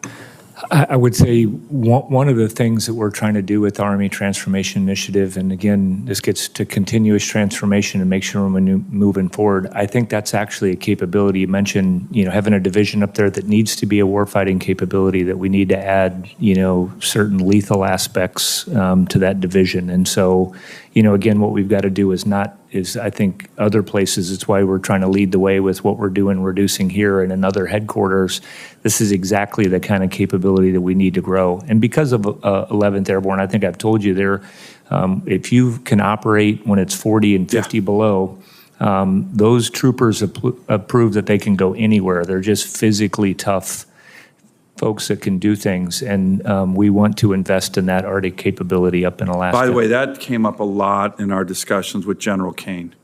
The ability, the discipline, the leadership needed to operate at 40 below zero. If you can operate in 40 below zero where it's hard to do anything, to your point, Mr. Secretary, you can operate anywhere in the world. You can operate in the jungle, you can operate in the desert, but you can't operate in 40 below zero unless you're trained, tough, and disciplined, and I think that's what those troops are becoming. So appreciate that. I'll have a few more questions for the record, but thanks for your leadership to both of you.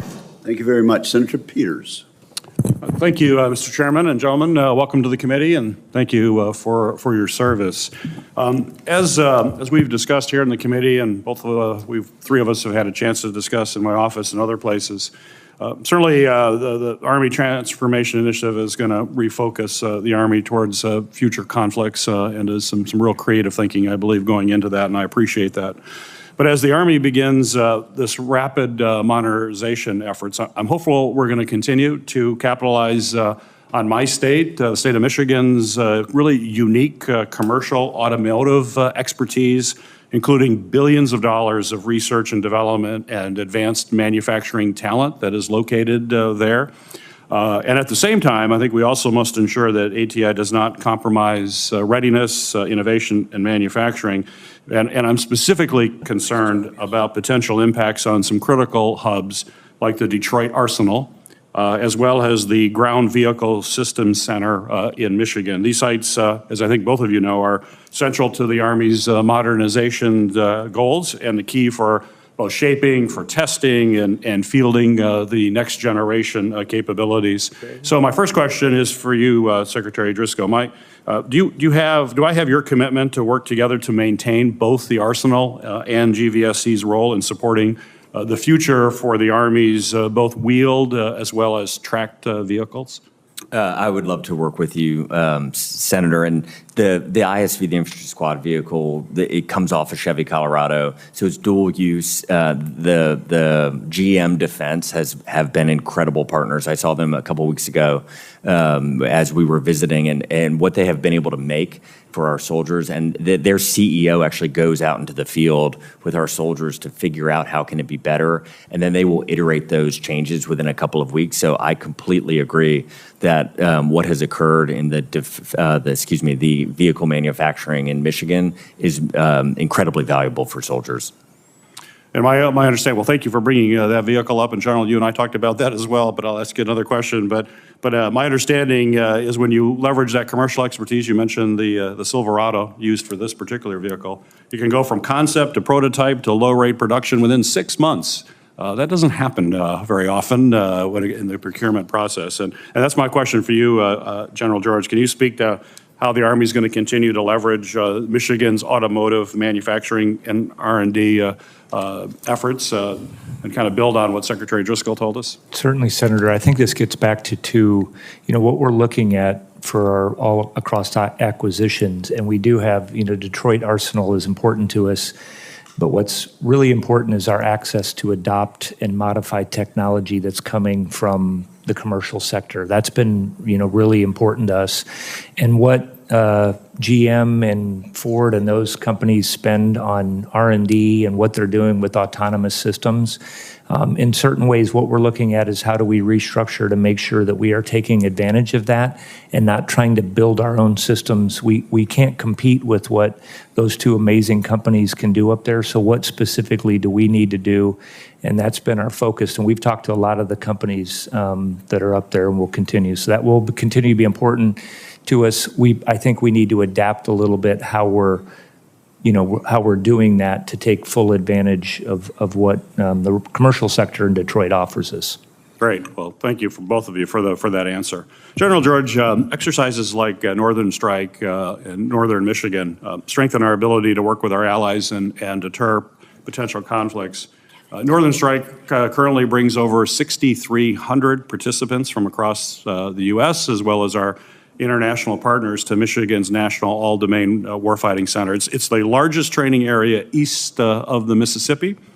And both Admiral Paparo and the African Command Commander General Langley have praised Northern Strike for its strategic value as well as its importance to joint force readiness. So my question for you, sir, is do you support training exercises for increased interoperability with our partners, including multinational joint training exercises like Northern Strike? And will you also commit to working with me to expand both active and reserve components that will operate and train at Northern Strike?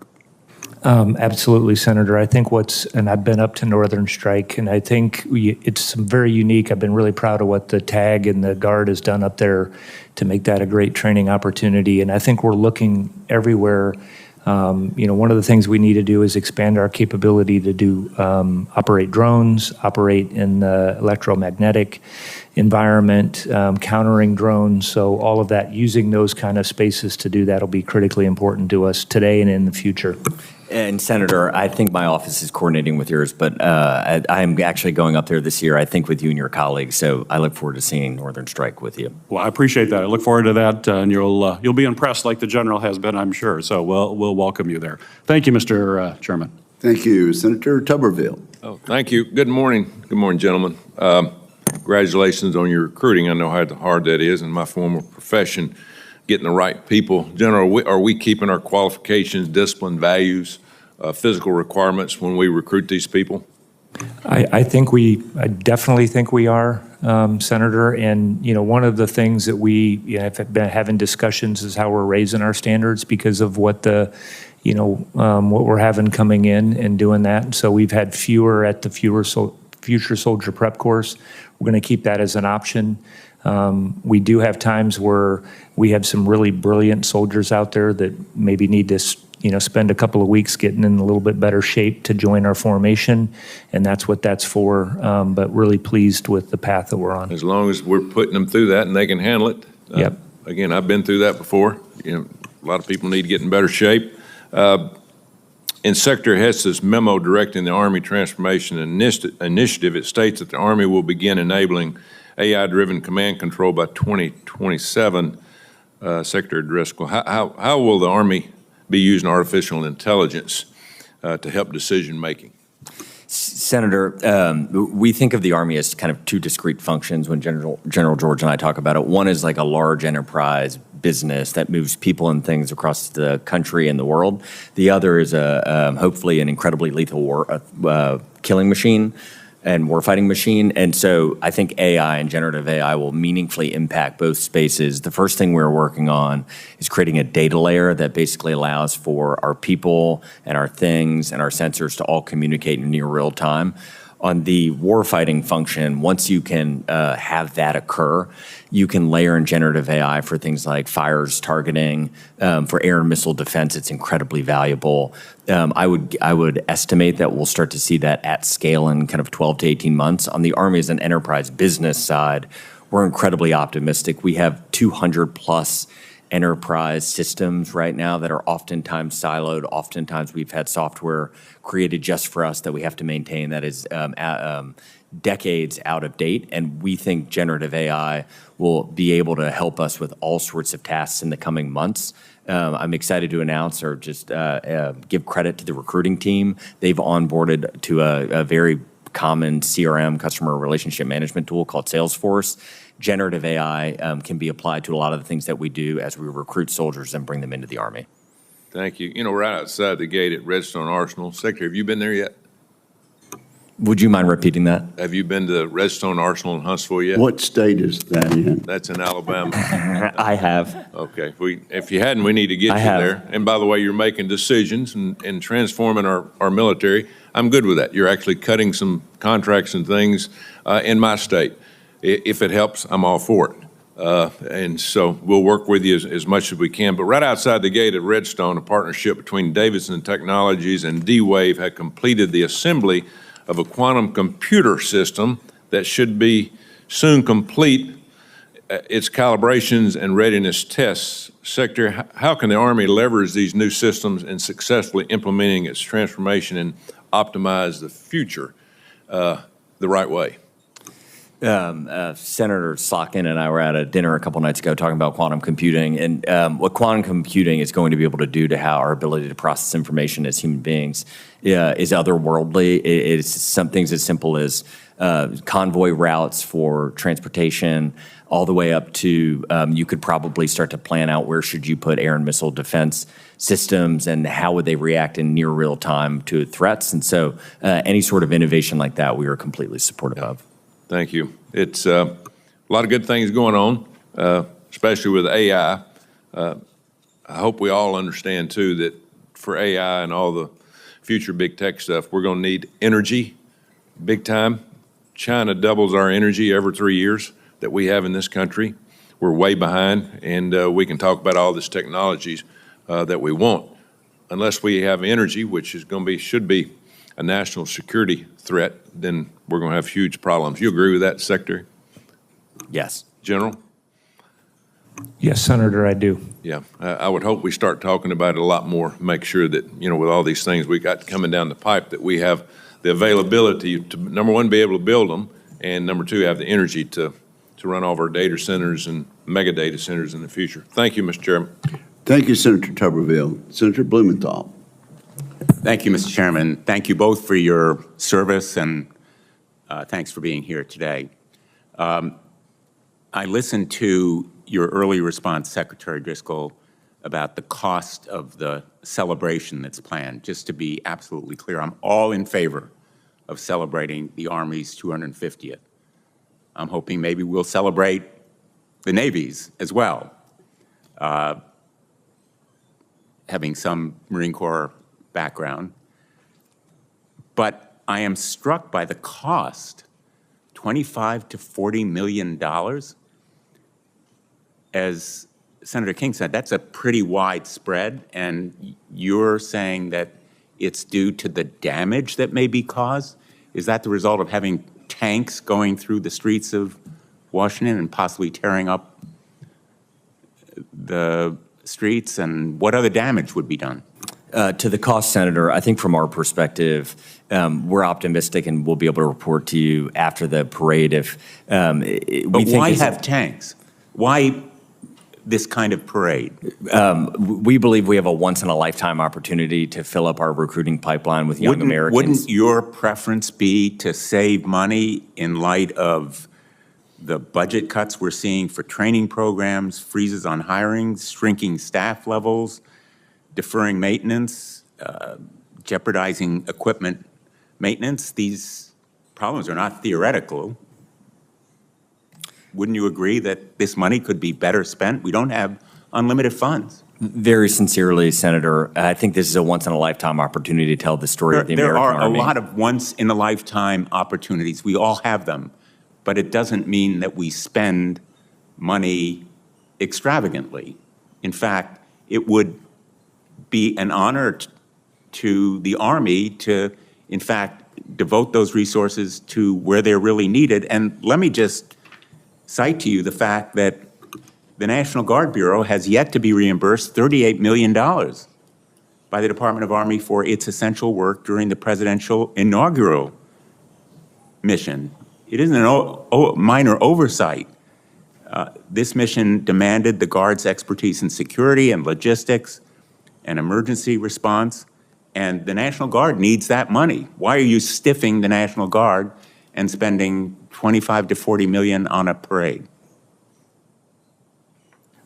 I'm not aware of the $38 million that you're talking about, Senator. We just went down yesterday. That was one of the things that we're talking about. That, you know, we were talking about some of the things that we need to put out there that we've been working through. So I can follow up with you on that.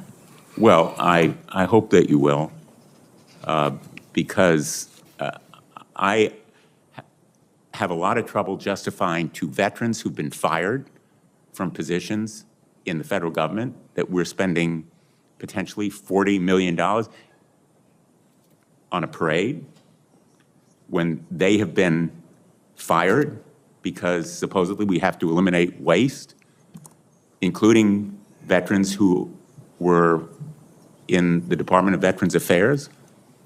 I don't know how you can justify that kind of expenditure. Let me ask you, drone warfare.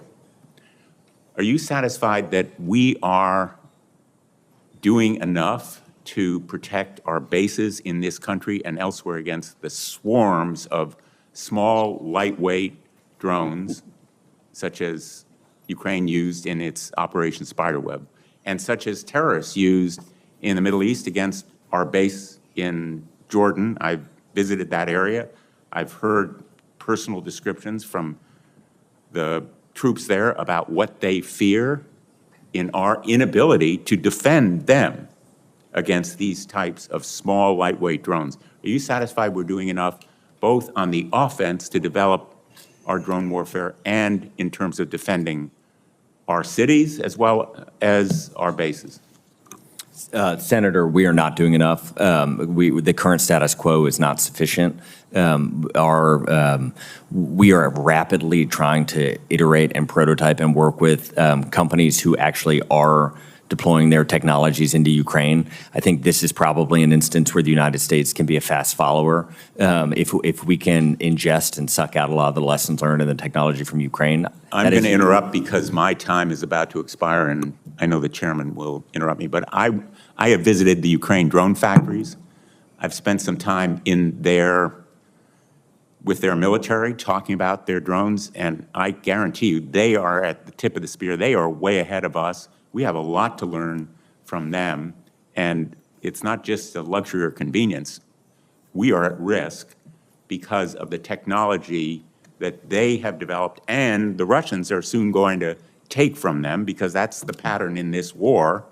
The Ukrainians take a step, the Russians try to keep up with them on drone warfare, and I think we not only have a lot to learn, but we have an obligation to learn it. And I would like to ask you, just because my time has expired, for a briefing on this area, which I think is revolutionizing modern warfare. Thank you, Mr. Chairman.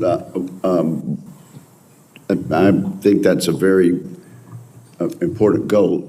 I would note for members that we will have a closed hearing immediately, 15 minutes after the adjournment of this. Yep. And I would suggest that the senator would want to ask those questions. I would love to a chance to address you on that topic in So specific. let's do that. Even if, with respect, Mr. Chairman, I'm not sure I'll be able to attend the closed briefing. I'm going to try, but the briefing may not exhaust this topic. I would suggest a specific briefing on drone technology and warfare, if All right, well, possible. there'll be no time limit and no limit on the subject matter. So we'll do the best we can, and I hope the senator will be able to attend. Senator Schmidt. Thank you, Mr. Chairman. I actually share Senator Blumenthal's, I think that'd be a good thing to do.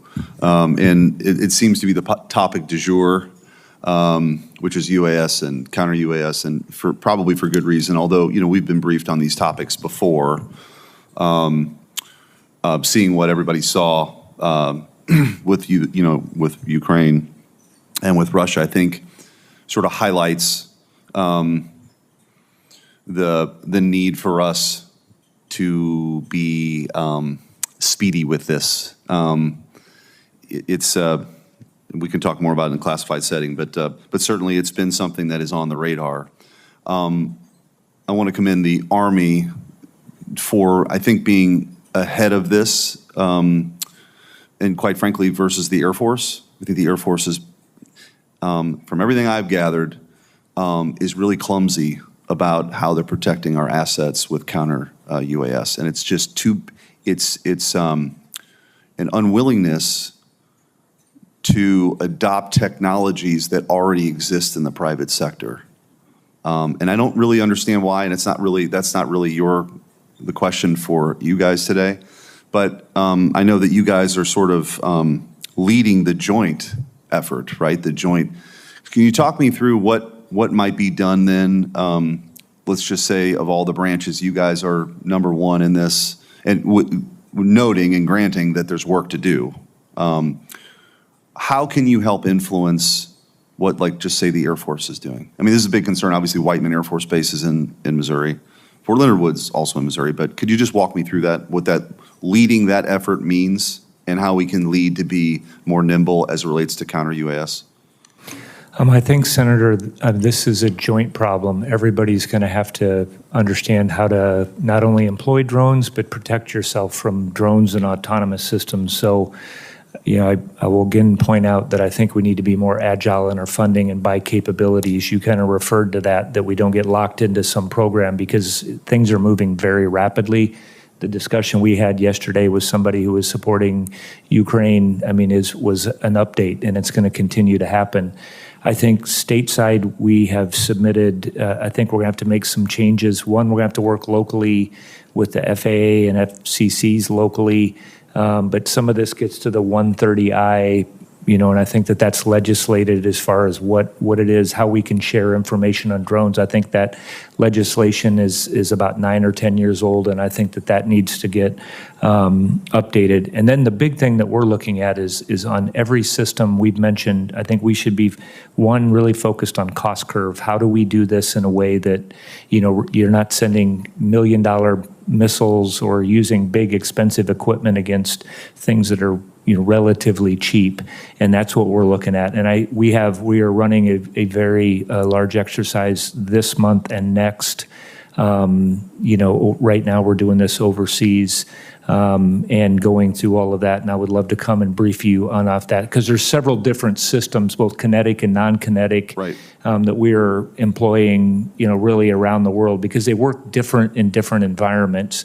And we're doing the same thing stateside. We've done stuff where we've sent things, for example, down to the border to make sure that we're testing it in every environment. And it's having a great impact, I think, on what's happening at the border now. In many ways, the autonomous efforts not only are they gathering important intelligence and directing critical resources to apprehend people trying to come here illegally, there's sort of a scarecrow effect too. Like it's there, people know it's there. The cartels are sophisticated in the places that they want to go. So I mean, I think at the border this is actually very important. But I want to drill down just a little bit with the time that I have, and this is going to be a much longer discussion. But as it relates to, there's a big focus on the actual drone and what the drone does. But there's a lot of things that happen before a drone were to be intercepted or shot down. There's detection, right? There's sort of awareness with sensors. And how is the Army what steps are being taken right now to make us more nimble to acquire these sorts of systems? Because I do have great concern that the efforts that are being made, we've got a long way to go. So what is happening right now? And maybe that's for you, Mr. Secretary or General. Senator, what we are trying to do is, and we can talk about this more in the classified setting, but talk specifically to the companies and the tool makers that are being used in war right now and figure out how do we get what they used on Sunday was a pretty ingenious way to get it in some ways.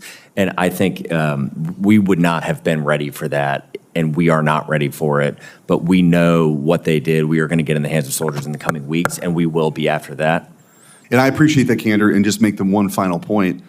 I think that, and this is the Air Force in particular, I'm sorry that I'm picking on the Air Force today, but the truth is they've asked private companies to come in and do an assessment, and they have a good way to do it, and they say, oh, thank you for your input, we're going to keep doing it the way we're doing it. That's my concern. So thank you, Mr. Chairman, for your grace for my extra 40 seconds. And thank you, and that's our responsibility to change that, Senator. Let me just say this with regard to drones, because this can be said in an open session, and we'll have a closed session. The public will not know it. But our reconciliation bill contains $1 billion of funding for small drones and another $1 billion for one-way attack drones. Some of that will not go to the Army, but much of it will. And I wanted the public and members who will not attend the closed session to know that. Senator Duckworth. Thank you, Mr. Chairman. I want to associate myself with Senator Blumenthal's comments about blowing $30 million on a parade. Let's be clear, you're not doing it to celebrate the Army's birthday. You're doing it to stroke Donald Trump's ego. If you want to celebrate the Army's birthday by spending $30 million, I would recommend you think about something along the lines of maybe spending that money on child care for military families, perhaps tuition reimbursement for military families. There are lots of ways to celebrate the Army's birthday without blowing it all on a parade. I also want to echo the concerns of my colleagues, Senator Reid, Shaheen, and Hirono about misusing and burning the readiness of our National Guard troops and other expensive military assets like deportation flights for so-called interior law enforcement operations. The military should not do the job of DHS for it. I'm especially concerned by your answer to Senator Hirono, Mr. Secretary. I think you copped out with your answer of, we will do what's legal. That answer ignores your obligation to advise what is right for our war fighters and to focus on war fighting, not to say what is legal. Secretary Driscoll, General George, I appreciate much of your transformation efforts. I've long advocated for the Army to make hard, forward-looking decisions. And I especially support the push to modernize our munitions enterprise to produce and deliver munitions to warfighters at scale. That's why your proposed cuts to Rock Island are confusing and troubling to me. Rock Island Arsenal is a critical part of the Army's advanced manufacturing ecosystem. It is central to the future of battlefield sustainment and logistics. Yet under your current plan, two commands with very distinct missions, Army Sustainment Command and Joint Munitions Command, would be integrated. We've been told this consolidation will result in workforce reductions of approximately 100 personnel and the phasing out of a data center in Army Material Command. Beyond this, details are scarce. Secretary Driscoll, do you have more recent updates on the workforce impacts of these planned changes, including how many personnel will be affected and the timeline of implementation?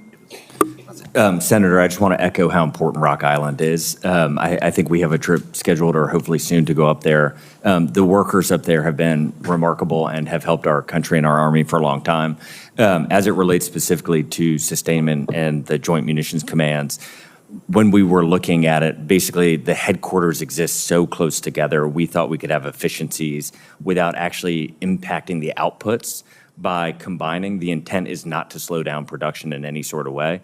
And then specifically, Senator, to your question, no changes from what you referenced. I don't know. How many personnel will be affected, and what's the timeline of implementation? I will I wanted to just kind of reinforce, we have, two headquarters that are kind of very almost co-located, and there's a lot of things that we can do within that, I think, to combine that. So what we still need and what we want to invest in is all the technical expertise that, we get at Rock Island, and, probably the unmatched right now 3D printing capability, additive manufacturing, that even commercial industry is coming in there and using it. So it's kind of, we're looking across the formation of how we can update our business systems, combine some of these capabilities, and I think it's going to make us better. And we're happy to come over and brief you that in detail, or meet you at Rock Island, Senator, and have that discussion. Okay, I'm be willing to meet you at Rock Island. Secretary Driscoll, still the same question. How many personnel will be affected, and what's the timeline of implementation? You still haven't answered me. Senator, we're currently working on the plan. It is I would actually hypothesize there would be growth at Rock Island on a net basis, but combining those units, they're working on the plans right now. We'll provide them the moment they're available. Okay. I mean, I think what you're doing is scaling down. I hope that the answer is that we're going to work towards a minimum workload, at the very least, at Rock Island to maintain that capacity. I want to flag that I joined the Bipartisan Arsenal Workload Sustainment Act with Senators Durbin, Grassley, Ernst, and Representative Sorensen. This bill would incentivize private industry to partner with arsenals to ensure a more predictable workload throughout the year to enhance efficiency and keep costs low at all of our arsenals. I hope that you and General George will work with us to move and get this legislation passed. We'd love to, Senator. Thank you. I'm also deeply concerned by the Army's plan to divest from the Humvee and JLTV without a clear replacement that meets the full spectrum of mission requirements. We have been told that the infantry squad vehicle was identified as the future for ground mobility, but let's be honest, the current model of that vehicle does not support the needs of medical evacuation. And the Humvee fleet that you plan to retain, which could serve as ambulances in the meantime, is already facing severe maintenance issues. This ground capability for medical evacuation is not a gap that we can afford to ignore.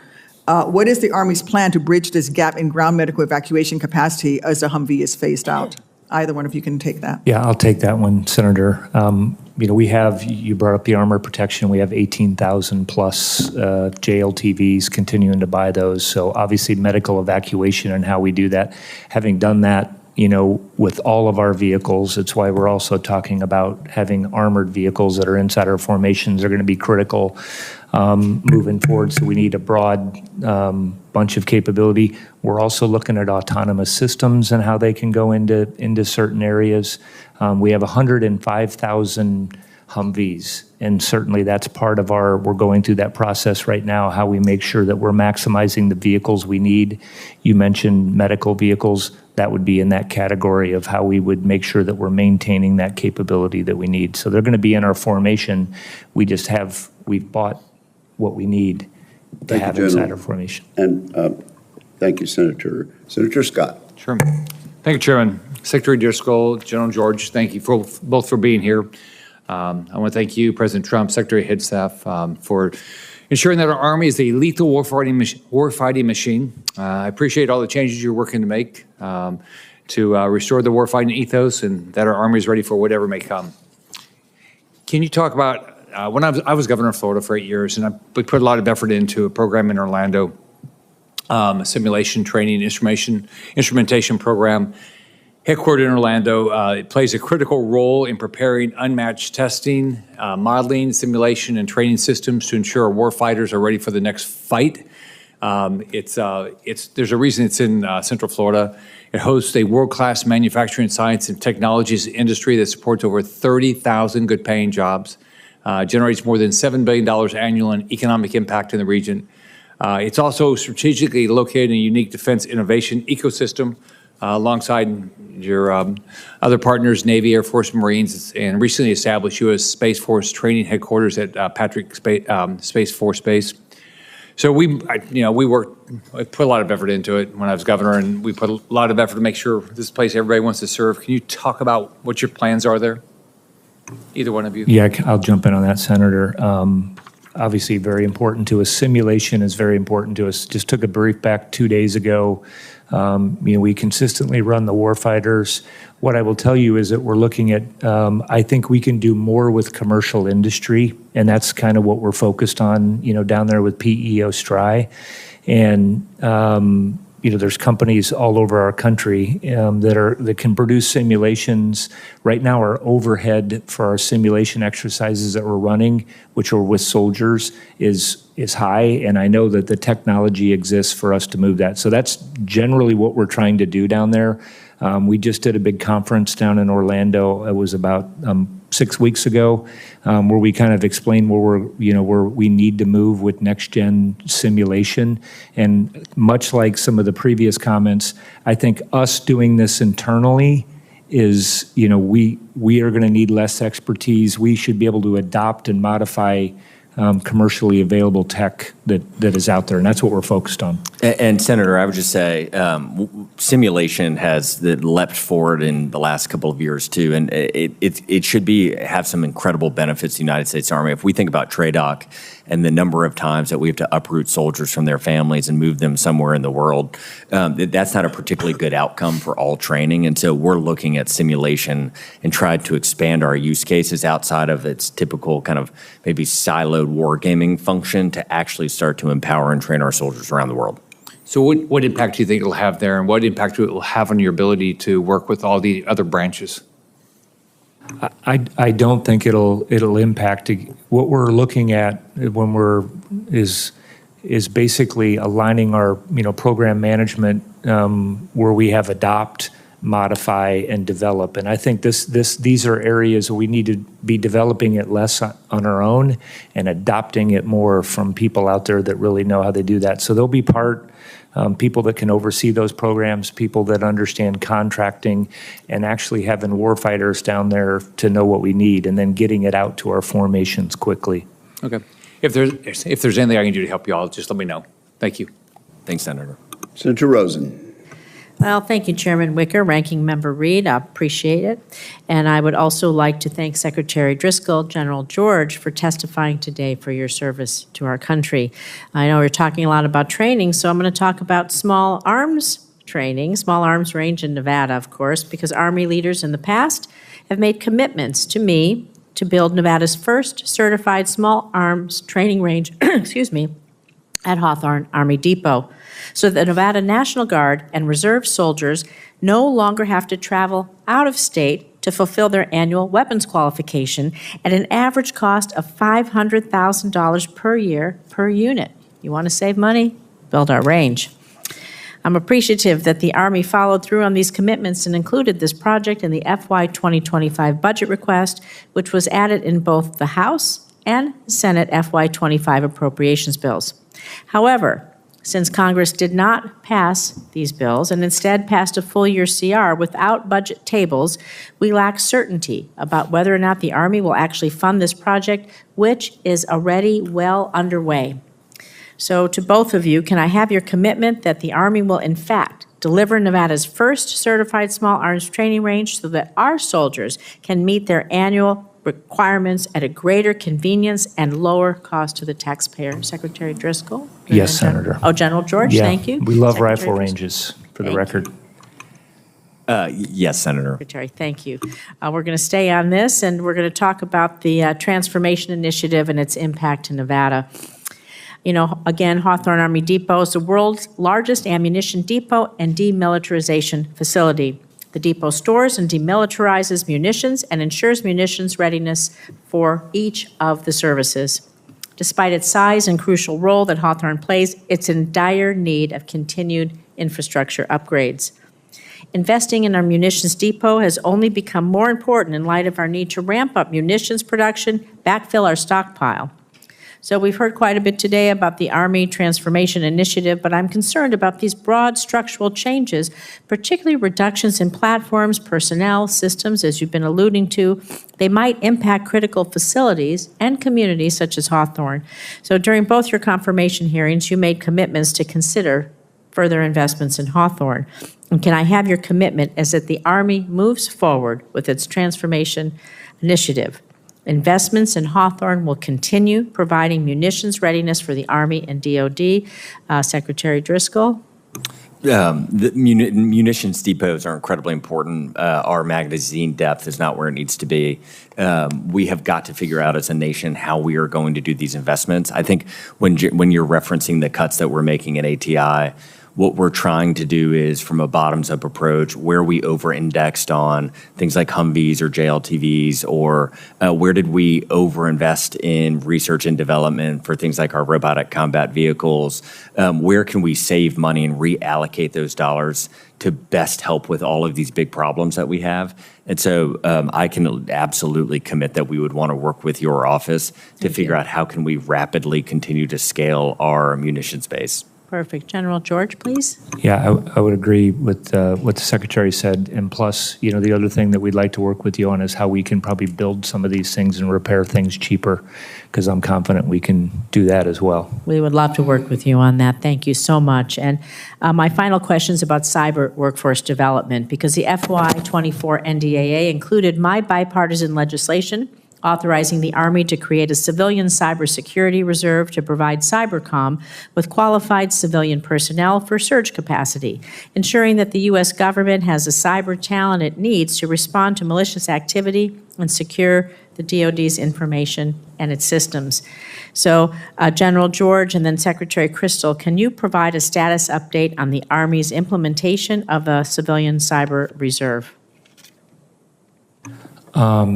I just had I think it was last week, I took a brief, readiness brief specifically on cyber, and had our Army cyber came up and how we're filling the formations. What I don't have for you is the specifics on the civilians. I will tell you this is a conversation we have a lot as far as like for the Guard and people that are actually out there working in, and that's their day job, and have them, connected to that is critically important to us. There's a lot of folks filling those positions. I do think this is an area we are trying to expand this. We're doing pretty good right now expanding it, but as you know, this is something that takes months and years to get the exquisite capability that we're talking about. So I can come and go over this in detail with you. Great to have a meeting with my team. I appreciate that. Thank you. Secretary Driscoll. Nothing additional to add other than we talk about this all the time, a little more often in the National Guard and Reserve sense, but the civilian ability to scale our cyber needs, everything we're talking about with this data layer and generative AI will require cyber warriors to help us. Especially as we try to implement Cybercom 2.0. So thank you. Thank you both. Thank you very much, Senator Banks. Thank you, Mr. Chairman. Thanks to both of you for being here today. I want to echo what others have already pointed out. It's somewhat awkward to have a budget hearing without the Army's budget. So when it is released by the Pentagon later this month, I hope we can work together to talk about priorities in the budget and how we can fight for them. But General George, thanks to the inspirational leadership of President Trump and Secretary Hegseth, there's a big difference between this year and last year when it comes to Army recruitment. And I want to unpack that with you a little bit. The Army has already met its recruiting goals for the rest of this fiscal year. The Army is seeing its best recruitment numbers in over 10 years. And the Army has already beaten its retention goal for the year. What do you make of that? What's the big difference between last year and this year that has gotten us to that point? I would tell you, Senator, we have made steady improvement over time with that. As you know, we've been talking about how we pick our recruiters, the leaders that we have, giving them the right technology, the technology to make sure they're doing that, reducing the amount of forms and things that people are figuring out. So we hope to continue on that exact. We have had very good months. I think we are at this point in time, where we got this, we hadn't seen this since 2014. So we're very happy with where we're at. You say we've had very good months, and I want to go there. Is there Was there a good month? Was there a point, if you study the trends of these recruitment numbers, when did you see this significant shift? Because this is a significant difference between last year and this year. Yeah, I can get you the monthly data that goes, back from September, October, and we have seen a slight rise, but we've been on a pretty good steady path. I just want to, was November an indicator? November 5th? We did have a really. Was there a significant increase in Army recruitment after November 5th? We have seen recruitment numbers come up a little bit. Yeah, because November. it seems obvious to me that who the commander-in-chief is matters to military recruitment. And I have seen those trends, General, and it would be great to unpack them even further with you, the difference between last year and this year, and a Pentagon that's focused on lethality, a commander-in-chief who's inspiring the next generation to step up and serve our country. And my big question for you, though, is how do we keep that going? What do we do from this point forward to keep those recruitment numbers heading in the direction that they are? This is a discussion we have, pretty consistently. I mean, I think we have to continue to do what we're doing. We have to constantly evaluate. For us, are we getting the right? We track, 16 different specialties and making sure that we're doing it. One of them that we have been doing very well on this year that we have had struggles with was 18 X-ray. How do we reach those people? How are we assessing folks in there? How we look at our marketing, I think this is just something that we have to constantly evaluate, Senator. And it's important too on the retention side. You mentioned that what we're doing inside of our formation to make sure that we're retaining our soldiers. Can you give us some anecdotes or reasons why higher recruitment and higher retention matters to the United States Army? I mean, I think it matters to everybody in the joint force. So you want to have fully capable, trained formations. What can you do with better retention and recruitment that you couldn't do without? What's important about retention is that we were just talking about cyber, you're keeping somebody in that you've trained. Some people, I enlisted in the Army, many, many years ago. You look at keeping people that you have invested in, you've trained in. Oftentimes people have other opportunities. They stay because of the team and because of the mission. Signal, I can go down, but NCOs really drive our training inside of our formation at the platoon, company, and battalion level, and keeping those great NCOs on our team is obviously critically important to our lethality. And Senator, it's a virtuous cycle. When we are having a harder time recruiting, we have to lower standards, which definitionally means we're letting in just a different population, and the Army feels that. And what we're able to do now is there's so much demand. We can start to raise standards. We can start to focus on putting people where we have the most need. And clearly, the last administration lowered standards to meet recruitment goals. And can we go backwards and put those standards back to where they need to be so that we're getting the best and the brightest? Since the Trump bump of recruitment is obviously real, so I guess that's what I'm going for. How do we are actively quantitatively raising standards on things like our APFT, and if this momentum continues, we will continue to prioritize giving slots to basic training to the most qualified young adult. That's really great news. Thank you. I yield back. Thank you, Senator Banks. Senator Slotkin. So I don't want Senator Kelly to beat me up. We thought he was going next, but I will happily take my 5 minutes. Thank you for being here. We've talked a lot, even this week, about the Army transformation, and I'll echo a number of things that Senator Peters said. I think we all understand the need for the Army to modernize. I don't think there's a single person who feels like we should stay the same and the status quo is just doing great. And that's based on the fact that China is investing in new technology, new techniques, and if they and others that we may hopefully never have to fight, if they are ahead of us on a whole bunch of different things, like we're not doing our job in preparing and protecting the United States. So I think we're all on the same page. I just want to make sure that it's not just about cutting stuff, right? And we understand that you've looked at cutting things like Humvees and the JLTV and things that Michigan does, but that we also look at processes and procedures, right? You alluded to this in your strategy. Right now, China can go from concept to fielding a new system in 1 year. The US military, and I say this with love, can go from concept to fielding in 3 years if we're lucky, right? If we're lucky. So to me, the future is going to be won by the people who are most agile and flexible in taking the new great idea, some of the stuff we're seeing in Ukraine right now, and moving it to contact faster. And I would just offer that we don't want to destroy the defense industrial base. We want to update it. And I think Michigan can be the place to do that advanced manufacturing, to bring in AI, to bring in 3D printing, to bring in all these new techniques that are going to make us go faster. So I'm thrilled that you're coming. We're going to show ourselves off. And instead of fighting to hold on to everything that we've had in the past, we want to be the defense point of contact for advanced manufacturing for the future. And we're going to give you the dog and pony to make sure you feel the same way, because we are pretty hot shit in what we do in Michigan. I'm just going to say that. Sorry to swear, Mr. Chairman. Can you talk a little bit about why, like on the advanced manufacturing piece, can you help elaborate on what the Army is going to do to speed up that flash to bang concept to fielding with advanced manufacturing?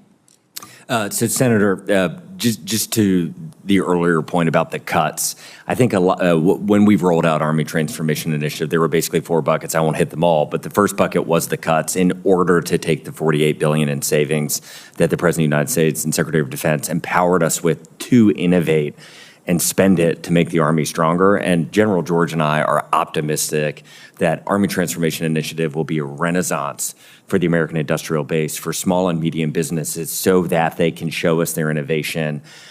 We, the United States Army, have been a very poor customer oftentimes, and I would say perhaps all the time.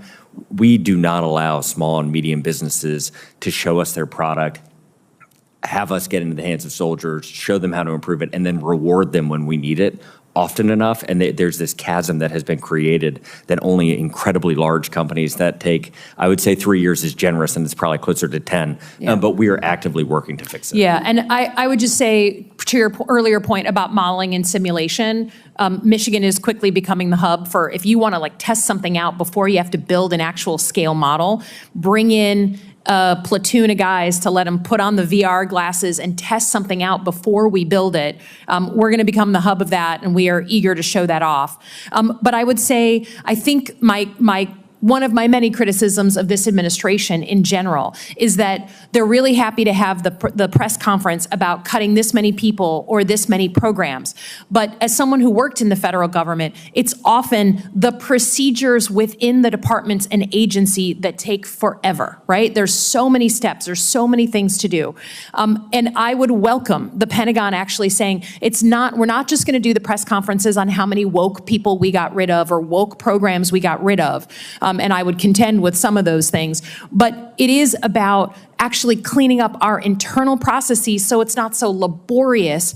And I've never once, a Democrat or Republican, including the Trump administration first time, gotten a proposal, please take off these regulations. Please, Congress, remove these things. They may have been well-intended, but it's too much. So please don't just do the shiny object, the stuff that gets the political attention. Please actually dig in and do the damn work so that if you want transformation, you actually get it. And I just want to quickly give my Ranger buddy a shout out on the recruiting side. There were over 600 forms that could possibly be filled out on recruiting. 600. I don't even know what they could all possibly ask. But obviously you'd have to repeat your name 57 times on each of the forms. And what General George did with the recruiting team is he said, you are not allowed to have more than 10 forms, full stop, make it work. And they are at currently, I think, 8 or 9. And have cut down on 592 forms, which is remarkable. And we would be delighted to give you that list. Yeah, thank you very much. I yield back. Can I add one thing, Chairman? Oh, sure. Thank you. We have asked Senator for agile funding in the past, and we have to buy capability portfolios for drones, counter drones, EW. We will be submitting that as part of our budget to have that capability. We've been asking, I think, in here for that. I would happily give flexible funding and multi-year funding if we could get our act together up here. I think we can all acknowledge that we haven't, but it's also for more traditional things. We've given you a lot of authorities over the years. There's a culture problem in the Pentagon. It's not just what more authorities we can give you. So I'm open to it 100%, but do the internal work too. Yep. Okay. Thank you, Senator Slotkin. Senator Kelly, you were polite, I think, and let Senator Slotkin walk in the door ahead of you, and you seem to have been punished for that. Well, it worked out well because of what she had asked, Mr. Chairman. So you yield good back. Lead in. I understand you're yielding back. Is that correct? No, I am not. Okay. I am not. Senator Kelly. Thank you, Mr. Chairman. And thank you, Senator Slotkin. It was perfect talking about advanced manufacturing because I have a similar and a related question on the Army Transformation Initiative. So first of all, Secretary Driscoll, General George, thank you. Good to see you both again. And thank you to you and your families for your continued service. Secretary Driscoll, is it, in reference to the Army Transformation Initiative, is it correct that it is consistent with the Secretary of Defense's directive on Army transformation and acquisition reform? That those things are consistent? Okay, thank you. Yes. And that directive states that the Army must prioritize investments in existing resources to improve electronic warfare capabilities, among other things. Is that correct? Yes, I believe so. Yeah. Thank you. And I agree. I mean, lessons learned from the conflict in Ukraine especially do underscore the requirement for just how important our offensive and defensive electronic warfare capabilities are. We've seen that on the battlefield in Europe. So it seems to me that the Army would want to bolster its electronic warfare test and evaluation capabilities. Senator Slotkin talked about advanced manufacturing. One aspect of being able to manufacture advanced, innovative combat power is to be able to test it and evaluate it. Without test and evaluation, you don't know what you're going to get. So we want to ensure that we can deliver the most advanced warfighting capabilities in any conflict. Would you agree with that? Yes. So it's concerning to me that the U.S. Army Test and Evaluation Command, ATEC, has a reduction in force plan that would disproportionately impact the Army's primary electronic warfare test and evaluation center, and that is the Electronic Proving Ground at Fort Huachuca, outside of Sierra Vista in Arizona. The Electronic Proving Ground provides the unique capability to execute electronic warfare developmental testing without interference due to its unique geography. It sits in a bowl surrounded by some mountains. It also benefits from an ideal climate. There's over 320 flying days per year in federally protected airspace, which further minimizes interference and allowing us to conduct aggressive, offensive EW jamming tests that really show off our capability. This is important developmental test. The existing ATEC proving grounds simply cannot provide the same environments outside of Fort Huachuca. That would leave us without the ability, if we get rid of personnel at Fort Huachuca at the electronic proving ground, we will not have the capability to do that developmental test and to train our soldiers and pilots how to use these systems to counter our adversaries. So if carried out, this reduction in force at EPG, this could result in some long-term consequences for testing and evaluation and readiness. So, Mr. Secretary, do you agree that disproportionately slashing our electronic warfare test centers would harm the Army's electronic warfare capability? Do you mind if I jump in on this one, Senator? Yes, sir. As you know, we also have Yuma that's over there. We have White Sands, Dugway. I agree with you on the EW. I agree with you. And what we've looked at, and I know Pat Gaydon at the Army Test and Evaluation, we've had a lot of discussions on this. We are also testing some of this stuff around the world. What we had was, and we are looking at, is where do we have excess capacity that we're actually not using that? I think we can come over and lay that out. So yes, EW is going to be important. Yes, we're going to have to do it in a lot of different locations.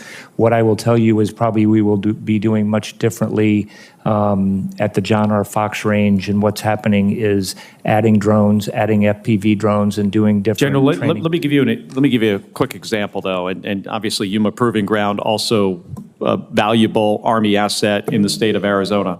They are different. The geography of the electronic proving ground allows us to do stuff there that we cannot do anywhere else. If you want to simulate a surface-to-air missile system, the electronic signature from it in Yuma Proving Ground, you're talking about maybe 0.1 watt of power output before you can start to interfere with communication systems, airplanes, TV stations in and around the Phoenix area.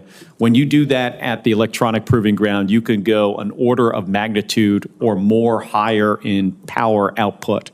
There's no place like it anywhere. And the RIF that is planned at ATEC is if that continues and is carried out, we are going to find ourselves in a situation where we cannot do the testing that we need on these EW systems. So General and Mr. Secretary, I encourage you to look into this.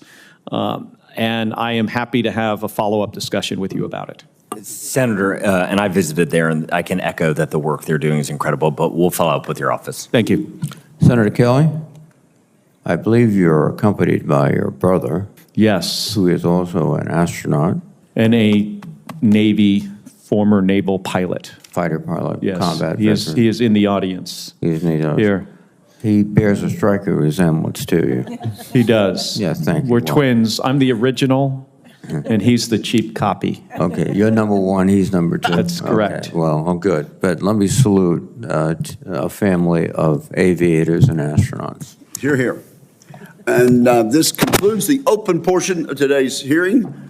I want to thank our witnesses for their testimony, for the information of members.